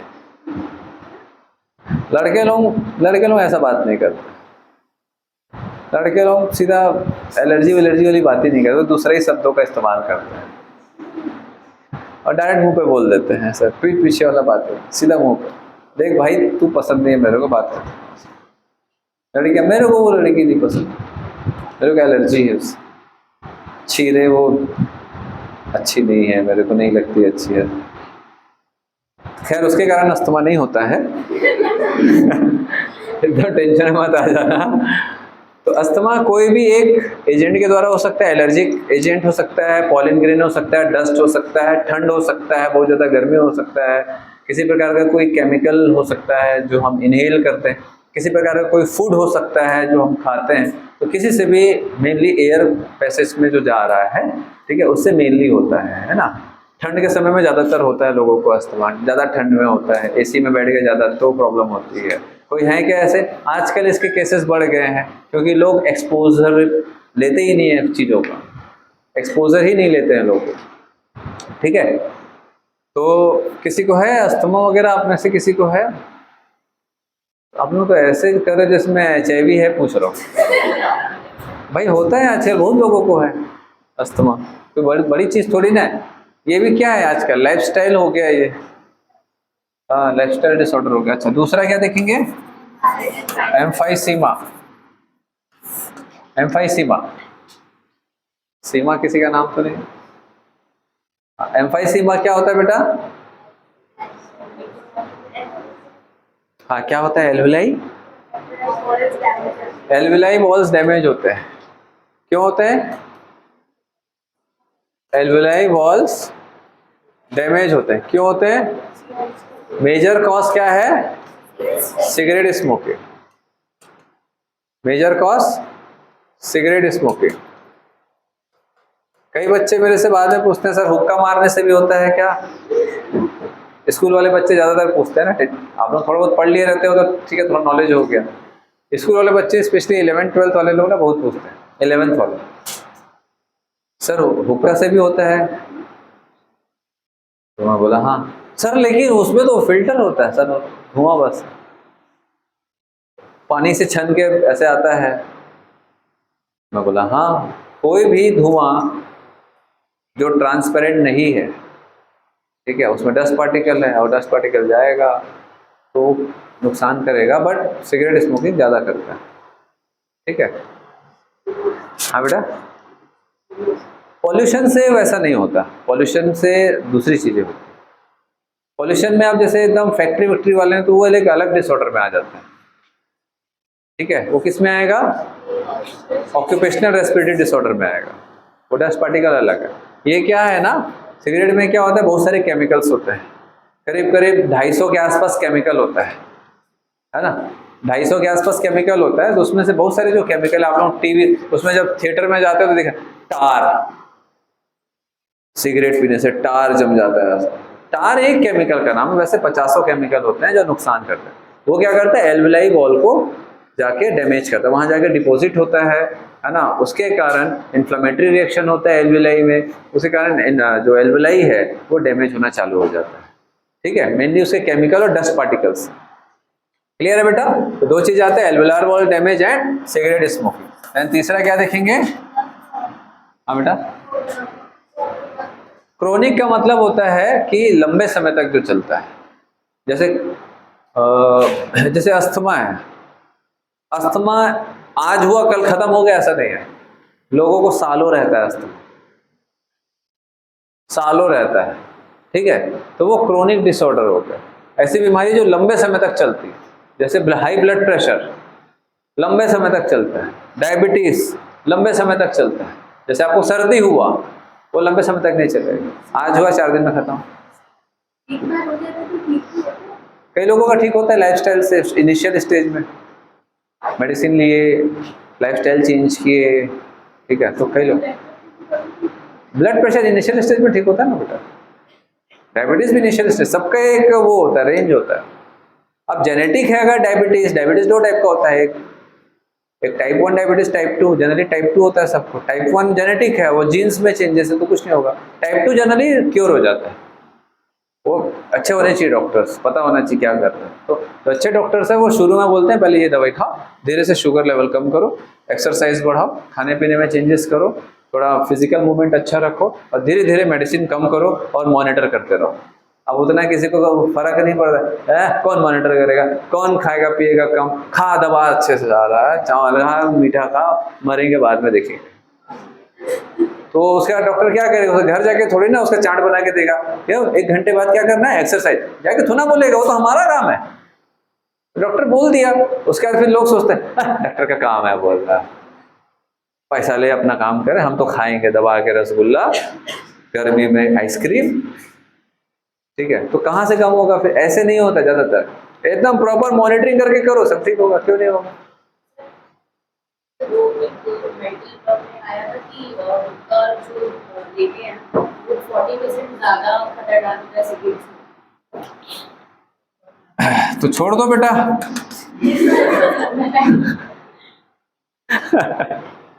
तो पता है उसमें बहुत बेटा, सिगरेट इतना पतला है तो ज्यादा ही मोटा हो गया, ठीक है, छोटा सा है, थोड़ा देर चलेगा खत्म हो जाएगा, ठीक है। हुक्का में इतना मोटा पाइप होता है, भर भर के धुआं आता है, आराम से बैठ के आदमी वही पीते रहता है, वही खींचते रहता है। समझ आ रहा बात? जो लोग करते हैं, है ना, मैं देखा हो, इतना सारा धुआं एक साथ लेते हैं। अब कई लोग ज्यादा दिमाग लगाते हैं, सर वो तो खाली धुआं मुंह में भरते हैं फिर फेंक देते हैं। वाह, आप ऐसे खींच रहे हो, वो तो पूरा एल्वेलाई के पूरा तह तक जाएगा, पूरा आप तो एकदम ऐसे कर रहे हो तो जाएगा ना बेटा। तो धुआं है ना, और जितनी ज़्यादा क्वांटिटी में आप इनहेल करते हो बहुत ज़्यादा, तो नुकसान करेगा ना। और उसमें बहुत ज़्यादा, जितना ज़्यादा धुआं डेंस होता है उतने ज़्यादा उसमें पार्टिकल्स होते हैं, जितने ज़्यादा पार्टिकल लंग्स में पहुँचेगा बार बार उतना ही नुकसान करेगा। समझ आया? चलो, ऑक्यूपेशनल रेस्पिरेटरी डिसऑर्डर क्या होगा?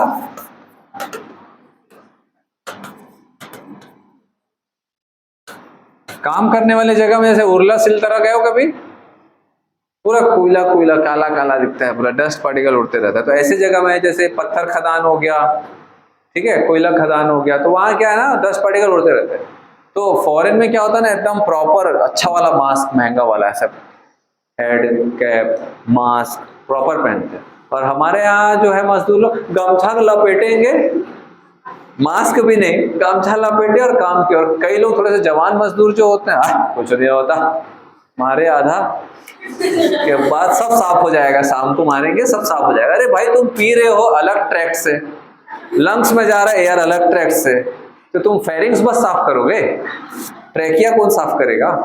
मतलब ऐसे मैं जैसे कई बार सुनता हूँ ना, क्यों पीते हो भैया? क्या है भैया, धूल डस्ट वाले एरिया में काम करते हैं, मजदूर आदमी है, जैसे ही अपन आधा पीते हैं पूरा डस्ट साफ।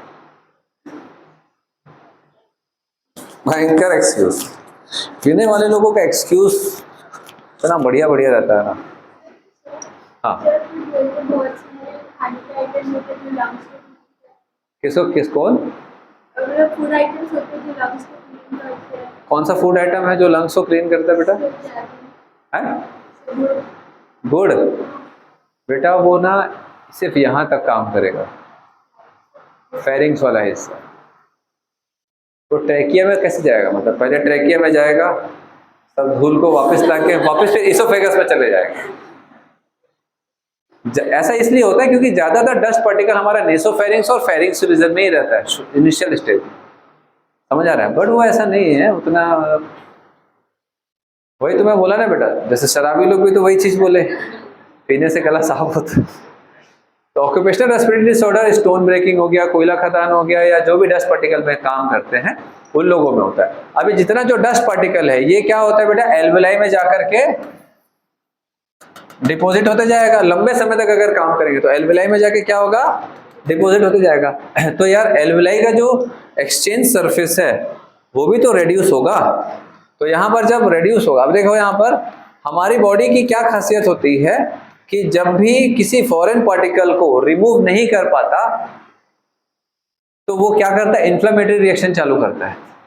तो डस्ट पार्टिकल जब एल्वेलाई में जमेगा तो यहाँ पर क्या होगा, इन्फ्लेमेटरी रिएक्शन चालू होगा, इन्फ्लेमेशन चालू होगा।